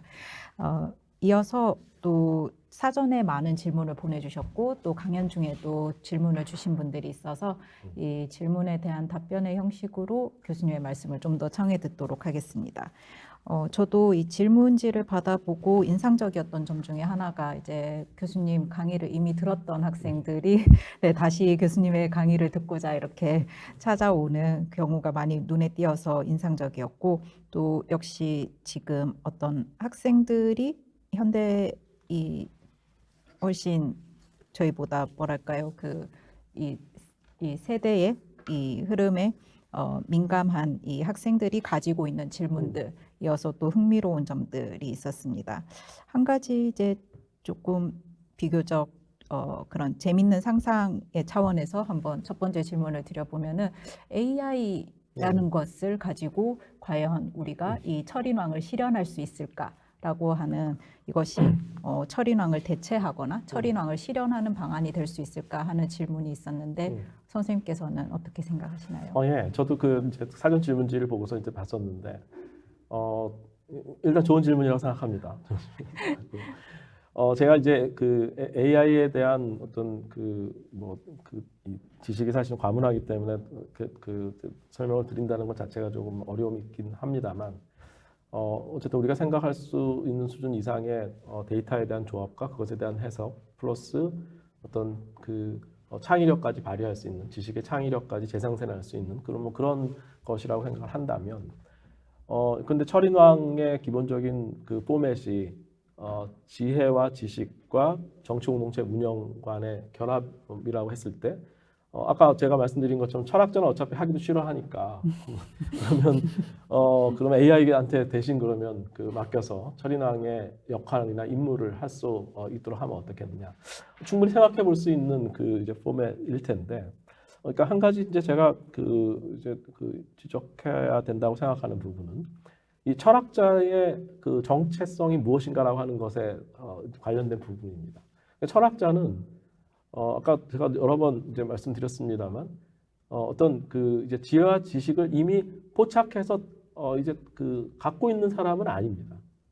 그건 어떻게 보면 인간의 한계일 텐데, 무엇이 지혜와 지식의 대상이 되어야 되고, 또 우리는 어떻게 알 수 있는지를 고민하면서 끊임없이 그 지혜를 추구하는 사람인 것이죠. 그래서 그 지혜는 사실은 정치 공동체 안의 문제일 뿐만 아니라, 사실 정치 공동체가 어떤 하늘에서 갑자기 뚝 떨어진 것이 아니라 국제 관계도 있을 뿐만 아니라 어떤 뭐 자연과의 관계, 환경과의 관계 이런 것들도 다 포함해서 있는 것이니까 우리가 알아내야 될 지식의 범주는 그보다 훨씬 더 높은 것일 수 있을 것입니다. 자, 그래서 이런 그 이제 대상이 될 만한 지혜 범주가 무엇인지를 전제하고서 끊임없이 그것을 추구하는 것을 그런 지혜를 사랑해서 달리 어떤 거 다른 것을 할 엄두조차 나지 않는 것을 철학자라고 한다면 AI가 그런 성향을 갖고 있느냐라고 하는 건 좀 의심스러운 부분이 있습니다. AI는 이미 지금 갖고 있는 그 지식을 갖고서 이제 적용하는 문제가 될 테니까 소위 그러니까 지혜를 사랑하는 요 파트가 있느냐라고 하는 부분에 대해서는 좀 그 약간 부정적인 평가를 할 수가 있는데 근데 잘 모르겠습니다. 근데 또 충분히 생각해 볼 수 있는 부분인 것 같습니다. 네, 확실히 선생님 말씀하신 것처럼 AI는 이 통치를 꺼려하는 그 의욕 내지 의지의 문제는 해결이 될 수 있을 것 같은데 이 능력의 문제에 있어서 과연 플라톤이 생각했던 그 철인인가라고 하는 거에 대한 의문이 아직 남아 있는 것 같습니다. 그런 맥락에서 또 약간 흥미로운 질문이었던 것 중에 하나가 이 과연 그 선생님께 이제 직접 선생님이 만약에 행정부의 수반이 되신다면 그 사실 이제 이렇게 질문을 드림으로써 그 상상을 하시도록 제가 제안을 드리는 것이 선생님이 철학자가 아니도록 만드는 것 같아 매우 송구스럽지만 그렇게 하신다면은 이 대한민국에 무엇을 이렇게 하시고 싶으신지 하는 질문과 그리고 조금은 더 구체적으로 만약 철인이 지금 현대 사회에서 우리 한국 사회를 통치한다고 할 때 갑질과 같은 문제 이런 것들을 어떻게 해결할지 이런 구체적인 그 문제에 대한 질문도 있었는데 선생님의 의견 어떠신지? 그러니까 이게 그 질문 됐습니다만, 그러니까 뭐 바로 대답하기 어려운 부분인 것 같습니다. 근데 글쎄 제가 이제 오늘도 좀 말씀드리려고 했던 부분은 우리 사회 특히 우리 사회 문제와 관련해 생각을 해볼 때요. 철학자가 뭘 해야 되는 것이냐, 혹은 또 정치 철학자가 무엇을 해야 되는 것이냐와 관련된 질문일 텐데, 제가 오늘 말씀드렸던 주제에 따르면 사실 철학자, 정치 철학자는 근본적인 문제가 무엇인지에 대한 포착이 그 주된 관심이기 때문에 구체적으로 우리한테 현안이 되고 있는 문제에 대해서는 사실은 무지하다. 그렇기 때문에 사실은 제가 만약에 그러니까 이 행정부에 들어간다면 정말 이제 아무 일도 못할 것이고, 그래서 절대 부르면 안 되는 것이죠. 그리고 절대 내가 가면 안 되는 것이죠. 가면 안 되는 것이고, 근데 이제 아까 뭐 그냥 플라토닉하게 이제 그냥 도식적으로 설명한다면 우리 사회에서 가장 필요한 것이 무엇이냐라고 뭐 만약에 그냥 뭉뚱그려서 얘기를 한다면 각자 자기 일을 하도록 하는 것, 그리고 각자 자기 일을 하는 것에 대한 자부심과 긍지를 갖도록 하는 것, 그게 필요하지 않은가 하는 생각이 들었습니다. 그 가운데는 이제 그러면 어떻게 뭐 사실은 우리한테 굉장히 물질적인 기준이 너무나 팽배해 있어갖고 모든 것들이 무엇을 먹느냐, 어떤 무엇을 입느냐, 어떤 집에 사느냐라고 하는 것 자체가 굉장히 어떤 계급을 드러내는 그런 것처럼 이제 보이는 그런 세태인데, 그럼에도 불구하고 자기가 각자 다른 일을 하면서도 각자 그런 긍지를 갖고서 할 수 있는 그런 방법이 뭐가 있겠느냐, 굉장히 어려운 그 문제이죠. 그리고 현실적으로 이렇게 만든다는 것 자체가. 그래서 뭐 그걸 어떻게 이제 가능하게 할 것이냐라고 하는 것에 대한 해안은 저한테 전혀 없고요. 다만 이제 그렇게 해야 된다. 그러니까 그렇게 하는 것이 플라토닉한 답변이다라고 하는 것이고, 뭐 관련해서 제가 좀 더 제가 대학에 문닫고 있으니까 좀 더 생각을 고민했던 부분들은 대학도 대학이 해야 될 일을 해야 되는 것이 아닌가라고 하는 이제 문제의식은 있습니다. 그 얘기는 뭐랄까요, 대학이 사회에서 요구하는 것에 부응해서 뭔가 해야 될 필요성들을 계속 어떻게 보면 이제 뭔가 강요받고 있는 측면이 있는데, 분명히 이제 사회의 흐름과 속도에 맞춰서 우리가 학생들을 교육하고 또 대학도 그 역할을 해야 되는 것은 분명히 맞지만, 그럼에도 불구하고 어떤 대학의 본연의 그 모습은 적어도 일정 부분은 아까 뭐 여러 가지 그 방식으로 철학적인 성향에 대해서 말씀을 드렸습니다만, 지혜 자체에 대한 사랑, 그리고 지혜 자체를 탐구하는 그런 성향들을 유지하는 것, 대학의 어딘가에는, 그게 서울대학교가 됐든 혹은 서울대학교 일부분이 됐든 어딘가에는 그것들을 남겨놓고 있어야 되지 않느냐. 그것이 대학이 대학으로서의 어떤 자기 일을 하는 것이 아닌가라고 하는 생각을 하고 또 고민하고 있습니다. 네. 방금 이제 주신 답변하고 어떻게 보면 이어지고 이미 좀 부분적으로도 말씀을 해주신 것 같은데 약간 그 정치 철학 그리고 조금 폭넓게는 이제 철학과 사상에 대해서 좀 날카로운 질문을 던져준 학생들도 있었습니다. 이제 그 강연중 유튜브 창에 올라온 질문이기도 하고 또 이제 그 이전에 사전에 올라온 질문과 겹치는 부분이기도 한데 어떤 이런 이상적인 그 정치 체제에 대한 논의라고 하는 것이 과연 의의를 가지고 있는지 그리고 좀 더 포괄적으로 보자면은 이 철학이라고 하는 것이 현대 사회에서 무슨 역할을 할 수 있는지 어떤 학생 같은 경우는 현대에는 오히려 위기의 순간에 경제학을 찾는 것 같다라고 이야기를 하는 학생도 있었고 또 어떤 학생은 지금은 그 플라톤이 이야기했었던 철인과 같은 위치 그 역할을 법학도들이 차지하고 있는 것이 아닌가라고 이야기를 하기도 했습니다. 그래서 그런 상황에서 과연 철학이 어떤 역할을 할 수 있을지 그리고 실제 어떤 역할을 할 수 있다 하더라도 사람들이 어떻게 하면 철학에 대한 관심을 갖도록 할 수 있을지 예, 프랑스의 사례를 들면서 이제 프랑스에서는 어떤 위기의 순간에 막 철학서가 잘 나간다던가 하는 그런 사회적 분위기가 있는데 우리 한국에서는 네, 그런 좀 아쉬움이 어떻게 보면 이 철학을 연구하는 저희가 해야 되는 고민이기도 한데 학생들도 이것을 안고 있구나라고 생각을 했습니다. 선생님 생각은 글쎄 어떠신지요? 뭐 중요한 지적이고 또 그 역시 답하기 어려운 질문이긴 한데 뭐 이런 부분이 떠올랐습니다. 그 이제 질문을 들으면서 그러니까 우리가 어쨌든 그 정치 공동체라고 하는 뭐 우리 어떤 삶을 영위하는 그 공간으로 설정하고 있는 이 공간 안에서 지식과 암 혹은 지혜라고 하는 것이 어떤 역할을 하는 건가라고 하는 건데요. 뭐냐면 우리한테 그 가장 많이 이제 요구받는 것은 뭐 아까 대학 얘기를 했습니다만 또 우리의 교육도 뭔가 그 사회에서 원하는 것, 또 필요한 것, 또 효율적인 것, 뭐 그런 것들을 잘 이제 공급해 줄 수 있는 것. 자, 그것이 그 이제 지혜고 지식 아니냐. 뭐 아까 제가 경제학 잘 모릅니다만 그걸 뭐 어떻게 폄하할 수 있는 그런지도 아니고 그렇지 않지만 경제학에 좀 경도되는 이유는 어떻게 보면 어떤 지금 현재 풀어야 되는 아주 급박하고 단편적인 문제에 대한 해결책을 비교적 잘 제시해 주는 것처럼 보이기 때문에 그런 것이 아닌가 싶은 생각이 들었는데요.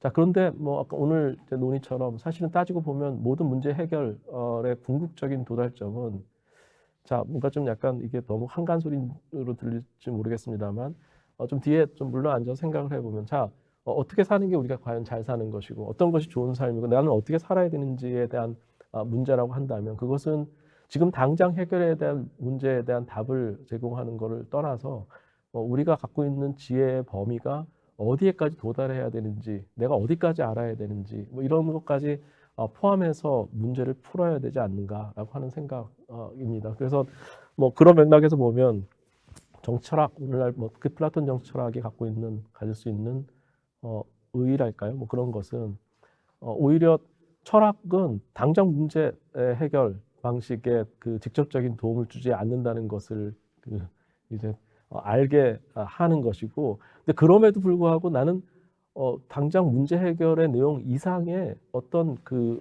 대상이 되는 그 내용들을 알고 싶은 욕구를 촉발하는 것이 그 철학의 목적이 돼야 되지 않는가? 뭐 그걸 통해서 아까 제가 뭐 잠깐 그 이렇게 뒤에 물러 앉아서 생각해야 될 부분이 무엇인지에 대한 어떤 근본 질문에 대한 얘기를 했었는데 그렇게 즉각적인 문제 해결을 해서 조금 벗어나 있는 그런 상태가 되어야지 우리의 사고가 좀 더 중요하고 근본적인 문제에 대한 그 이제 이 쟁점들에 그 도달할 수 있는 이제 능력을 갖추게 되지 않나 하는 생각이 듭니다.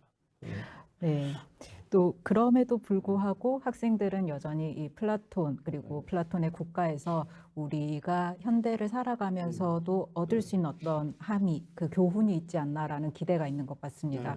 특히 이제 가장 좀 많은 질문을 주었던 것 중에 하나가 민주주의, 현대 민주주의와의 관계였는데 이거는 어느 정도는 또 이제 철인왕이라고 하는 그 프로젝트가 실현하기는 어렵다는 것을 전제하고서 그렇다면은 어떤 대안으로서 이 플라톤이 우리에게 제시하고 있는 것은 없는지, 그리고 그것이 또 우리에게 이 민주주의 사회를 살아가고 있는 우리에게 어떤 줄 수 있는 뭔가 교훈은 없는지, 구체적으로는 이제 권위주의와 내지 혹은 엘리트주의와 이 이제 그 민주주의가 결합을 하는 무언가를 기대할 수 있지 않은지, 이런 질문을 준 학생들이 있었는데, 네, 선생님 생각은 어떠신지요? 네. 예, 그 문제 답하기 전에 아까 그 이제 대답하는 과정에서 제가 조금 더 추가하고 싶었던 부분이 떠올라서 그 부가하자면, 그러니까 우리 현대에 우리가 해결해야 될 여러 가지 과제들에 대과 관련해서 어떤 경제학적인 접근, 그리고 또 아까 법학적인 접근이 있었는데, 그것보다는 어떤 철학적인 접근의 필요성에 그 이제 일종의 변호를 제가 하고 싶었던 부분이었고요. 근데 그래서 뭐 그 관련해서 어떤 법학이라고 하는 것이 상당히 어떻게 보면 우리 사회에 많은 부분들에서 뭔가 그 굉장히 중요한 또 영향력을 행사하는 그런 것으로 그 받아들여지고 있고, 실제로 그렇게 그 사회가 보이는 부분들도 있는데, 플라톤 정치 철학이 뭐 줄 수 있는 어떤 그런 현상에 대한 함의는 사실은 그러니까 아까 트라시마코스의 입장도 상당 부분 따지고 보면 법이 갖고 있는 힘을 그 빌어서 사실은 강자의 논리를 정당화하는 부분이 있다고 하는 것이죠. 그런데 오늘날 통행 그 되고 있는 모든 법이 그런 트라시마코스적인 관점에서의 법이란 이야기는 아니지만, 왜냐하면 어떤 그 뭐 자연법적인 관점에서 분명히 이제 그 법의 구속력을 주장하고 있는 부분이 있으니까요. 그런데 그럼에도 불구하고 사실은 상당 부분 실증법적이고 실정법적인 법 현실주의의 관점에서 우리가 법을 이해하는 경향이 있다고 한다면, 플라톤 정치 철학은 그 법의 그 이제 근원이 사실은 어디에 있어야 되는 것인지에 대한 문제를 그 이제 그 다시 제기하고 있다고 볼 수 있습니다. 그래서 공동체가 이제 지향해야 될 그 부분들이 사실은 이미 우리가 셋업해 놓은 그 법을 그냥 단순히 잘 따를 것인지 인지, 아니면 그 법이 기반하고 있는 그 뭔가 보편적인 가치의 문제를 다시 짚고 이제 그 문제를 들여다봐야 되는지가 이제 제기될 수 있는 것이라고 볼 수 있고요. 근데 그런 의미에서 이제 여전히 의의를 찾을 수 있다, 플라톤의 의의를 찾을 수 있다라고 하는 것이고, 이제 관련해서 그 플라톤이 생각하고 있는 그러면 민주주의는 무엇이냐라고 하는 부분일 건데, 어떻게 플라톤을 오늘날 우리가 민주적 가치를 지향하고 있는 우리들의 그 틀 안에서 좀 긍정적으로 수용할 수 있는 부분이 있겠느냐라고 하는 부분일 텐데, 뭐 일단 첫 번째는 플라톤이 당시에 그 아테네 뭐 기원전 4세기의 맥락에서도 일반적으로 플라톤 텍스트에 드러나고 있는 뭐 민주주의에 대한 플라톤의 카멘트는 대단히 비판적이고 부정적인 것은 사실입니다만, 플라톤이 그런 민주주의에 대한 비판을 했다고 하는 것이 근데 민주주의를 전복시켜서 뭔가 새로운 레짐을 만들겠다라고 하는 그런 정말 그야말로 그 이제 반민주적인 그 이제 태도를 이제 드러내는 것은 아니었습니다. 그러니까 제가 해석하기는 그렇습니다. 그렇게 이제 뭐 아테네 사람들이 그렇게 해석할 이유도 없고, 플라톤도 굳이 그렇게 그 도발할 이유도 없었고, 그것이 가능하다고 생각하지 않았다는 겁니다. 자, 그러면 뭐 오늘 좀 그 부족한 부분이 있었습니다만, 그 이제 철인왕의 그 포맷은 도대체 뭐냐라고 이야기를 할 때, 아까 제가 이제 강조드렸던 것은 어차피 플라톤도 그리고 또 그 다른 아테네 사람들도 그것이 가능한 포맷이 아니라는 것은 너무나 자명하게 알려져 있는 상태이고, 근데 그런데 왜 이걸 주장한 것이냐? 이유는 사실은 정치 공동체 안에서 어떤 것이 우리의 뭔가 원칙이 돼야 될지에 대한 일종의 경종입니다. 뭐냐면 아까 우리도 여전히 철인왕의 문제가 뭔가 이게 그 반민주적이 될 것 같고 전체주의가 될 것 같고 권위주의적인 좀 문제가 생길 것 같은데 자 그런데 그래도 정치 공동체 안에서 지혜와 지식이라고 하는 것이 원칙으로 존재해야 되는 거 아니야? 라고 하는 것에 대한 그 자각이 있는 것이거든요. 바로 그런 그런 문제 의식을 이제 촉발하는 것이 플라톤의 역시 마찬가지의 문제 의식이었다고 저는 생각을 하고요. 자 그렇다면 정작 그러면 당시에 아테네 민주정 또 오늘날 우리의 민주주의에 대해서는 플라톤은 어떤 그 뭐랄까 그 함의 뭐를 이제 갖고 있는 것이냐고 했을 때 플라톤이 그리고 있는 제가 이제 해석하는 플라톤이 그리고 있는 뭔가 정치 공동체에 현실적으로 가능한 뭐랄까 외형은 자 기본적으로 제가 생각하기엔 기본적으로 민주적이고 오늘 말씀드리지 못했지만 8권 9권에 그 이제 나오는 그 이제 그 민주정 정체에 대한 이제 플라톤의 묘사는 뭐 기본적으로 타락한 정체의 하나로서 이제 묘사되고 있긴 하지만 그리고 또 개인한테는 자유가 이제 지나친 자유가 문제가 돼서 사실은 참주정으로 넘어가는 문제가 되긴 하지만 사실은 그 민주정 하에서만 유일하게 철학적 삶이 가능한 부분이 노출되어 있고요.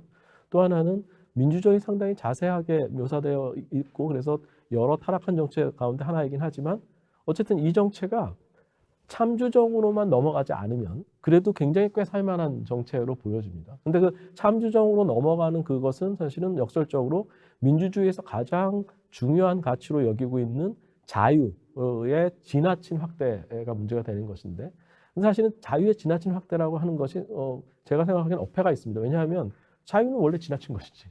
근데 지나친 확대가 어디 있어? 근데 그것 자체 따라서 자유를 적절히 조절하라고 하는 것 자체는 적절한 뭔가 대안이나 어드바이스가 될 수 없습니다. 그래서 제가 생각하는 게 플라톤이 생각하는 것은 자유는 그대로 나올 수밖에 없는 것이고 그래서 민주정은 그대로 자유가 어떻게 보면 그냥 있으면 지나치게 될 수밖에 없는 것이 기본적인 속성이라고 보여지는데 그럼에도 불구하고 이것을 그러면 스스로 그 자유를 뭔가 이렇게 그 좀 잡을 수 있는 붙들 수 있는 그런 그 사회 안에 어떤 요소가 필요하다라고 했을 때 그게 무엇이 돼야 될까라고 했을 때 그것은 오늘 제가 이제 그 직접 말씀을 안 드렸습니다만 그것은 철학자들이 철학적인 삶을 산다고 하는 것의 존재 그 존재가 이제 공동체 안에서 민주주의 안에서 보이게 되면 아, 저 사람들은 왜 저러고 있지?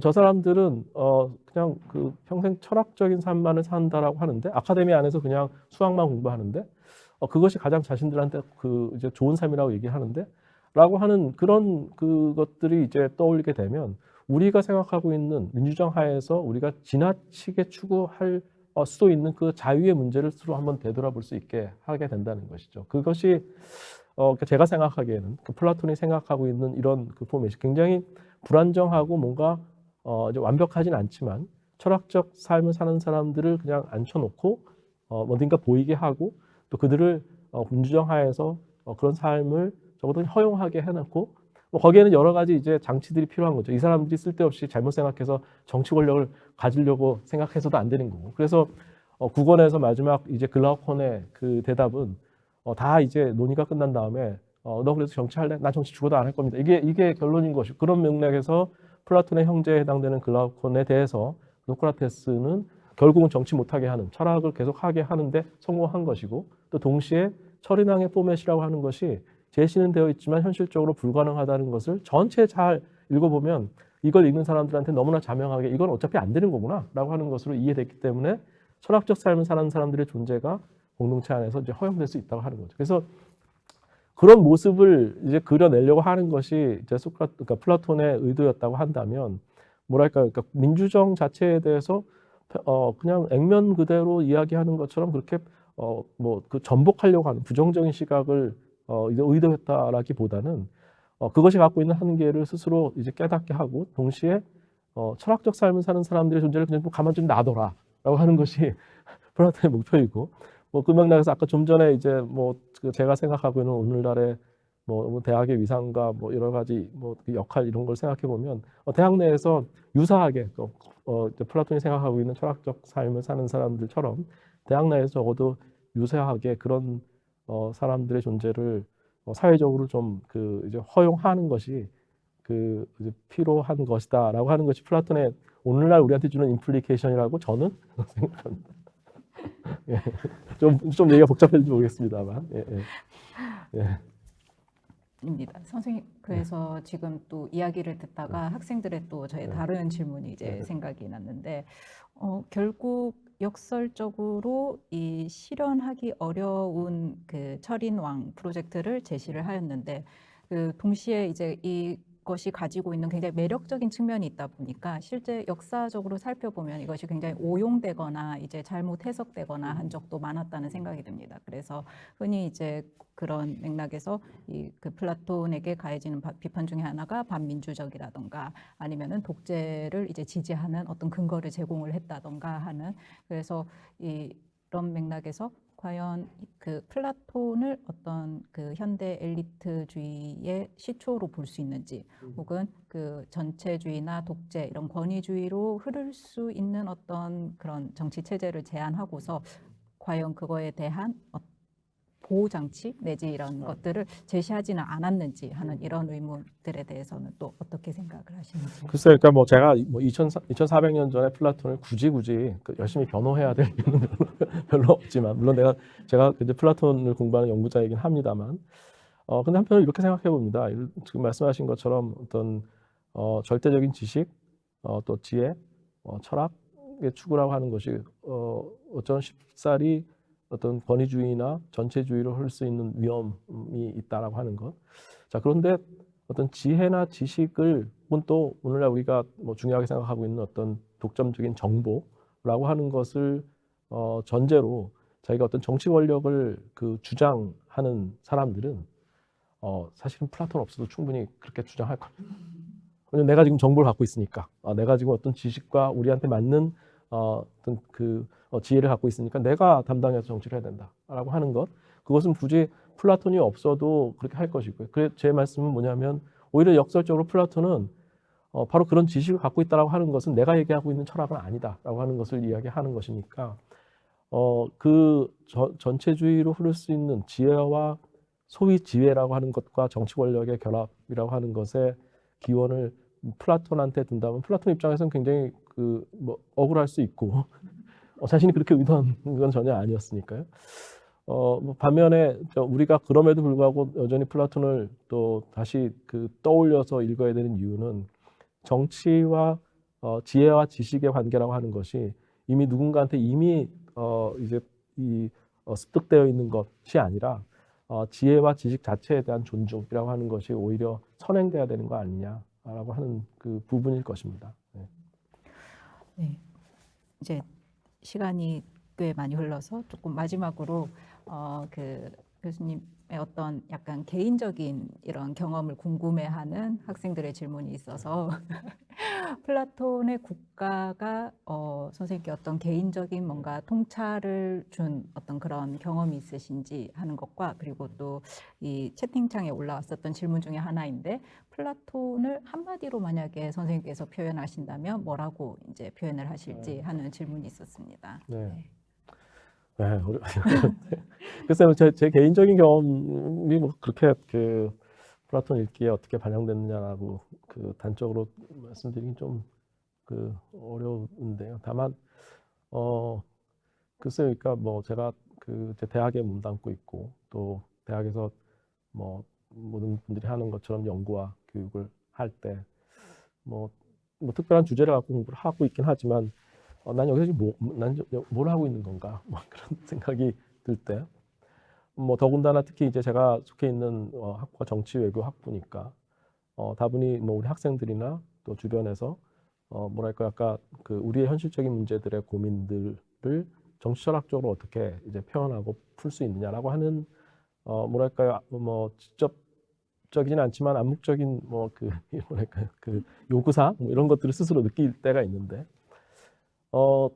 뭐 아까 조금 전에 말씀드렸던 내용하고 좀 반복일 수도 있겠습니다만, 플라톤의 국가를 제 나름대로 해석하는 방식으로는 제가 이렇게 현실 정치나 현실 문제에 별로 관여하지 않아도 된다는 것에 대한 스스로의 어떤 이제 자기 변명의 부분들도 있고, 모르겠습니다. 그걸 뭐 변명의 차원을 좀 넘어서 생각해 보면, 제가 교육을 담당하고 있으니까 우리가 이제 여기서 공부하고 있는 학생들이 뭐 모든 사람들이 지금 다 아까 말씀드렸던 어떤 철학적인 삶을 살 이유도 없고 그렇지 않겠지만 그렇게 살지 않겠지만 그래서 뭐 관료도 될 수 있고 또 그 국제 무대에서 뭐 여러 가지 그 영향력 있는 이제 사회인이 될 텐데 그때 뭐 플라톤이 아테네 당시에 생각했던 아테네 유력 정치인들 또 그리고 아테네에서 굉장히 이제 정치적 삶을 살고 있는 아테네 일반 데모스들에 대해서 기대했던 것은 그들이 다 아카데미아에 들어와 갖고 뭐 철학 공부를 하라고 하는 것은 아니었을 거라고 생각합니다. 그리고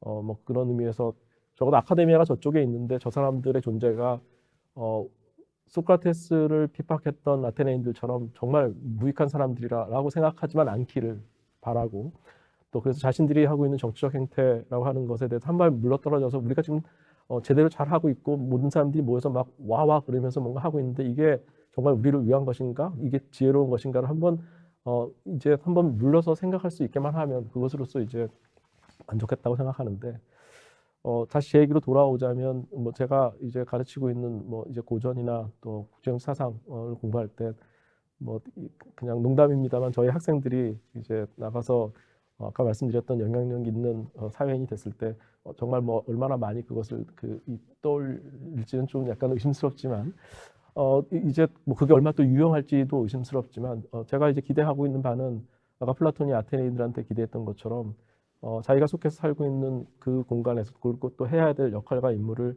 굉장히 성실하게 하지만 정말 이게 내가 정말 지혜로운 것인가라고 하는 것을 한번 물러서서 생각할 수 있는 뭔가 그 공간을 자기의 삶 속에서 조금 마련해 놓을 수 있다라고 한다면 저로서는 굉장히 이제 제 보람 있는 제가 학교에서 뭘 하고 있는 것인가에 대한 저 스스로에 대한 어떤 자기 정체성에 대한 답을 가졌다라고 생각할 것입니다. 예.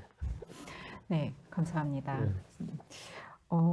정말 플라톤과 그리고 국가라고 하는 것은 사실 어떤 수식어를 붙이는 게 불필요할 정도로 너무나 잘 알려져 있고 실제로 이 뭐 사상 수업을 듣는다거나 전공을 하지 않는다 하더라도 다 한 번 이상쯤은 들어봤음직하지만은 실제로 제가 막상 사상 수업을 하더라도 그 수업 전에 플라톤 국가 전체를 읽어봤다던가 하는 학생들은 많지 않은 것 같더라고요. 그런데 오늘 이제 선생님 이렇게 강연을 통해서 또 이제 소개해 주신 국가 플라톤 같은 경우는 이제 이런 국가를 아직 접하지 않았거나 아니면 익숙지 않거나 한 사람들에게 굉장한 좋은 길잡이가 될 수 있는 책이 될 수 있지 않나라고 생각을 하고 또 우리가 왜 어째서 약 2400년의 그 시대적 이 차이를 뛰어넘어서 현대에도 여전히 플라톤을 읽어야 하는가에 대한 그 질문을 이렇게 혹은 좀 더 폭넓게 이야기하면은 고전을 왜 읽어야 하는가 하는 그 질문을 단순히 주입받는 것이 아니라 스스로 생각할 수 있도록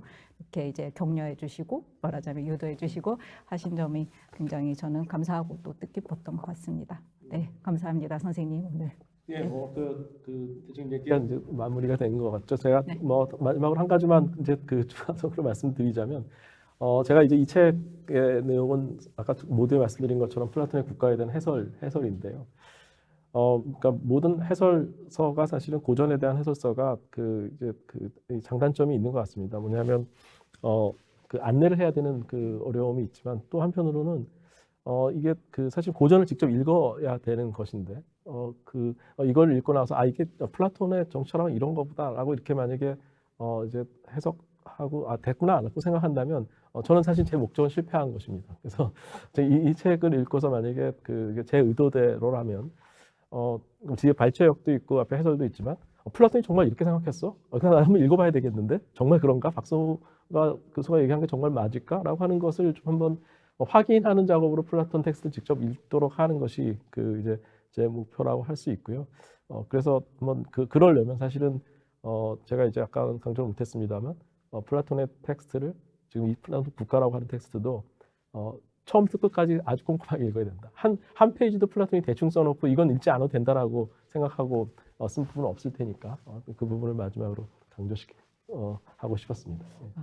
그럼 그런 점에서 네. 서울대 출판문화원에서 다음에 내주실 책으로는 발췌역이 아니라 국가전역 완역을 능력이- 이렇게 볼 수 예. 있을지 네. 예. 기대를 해보며 네, 오늘 감사드립니다, 선생님. 네. 네. 예, 감사합니다. 예.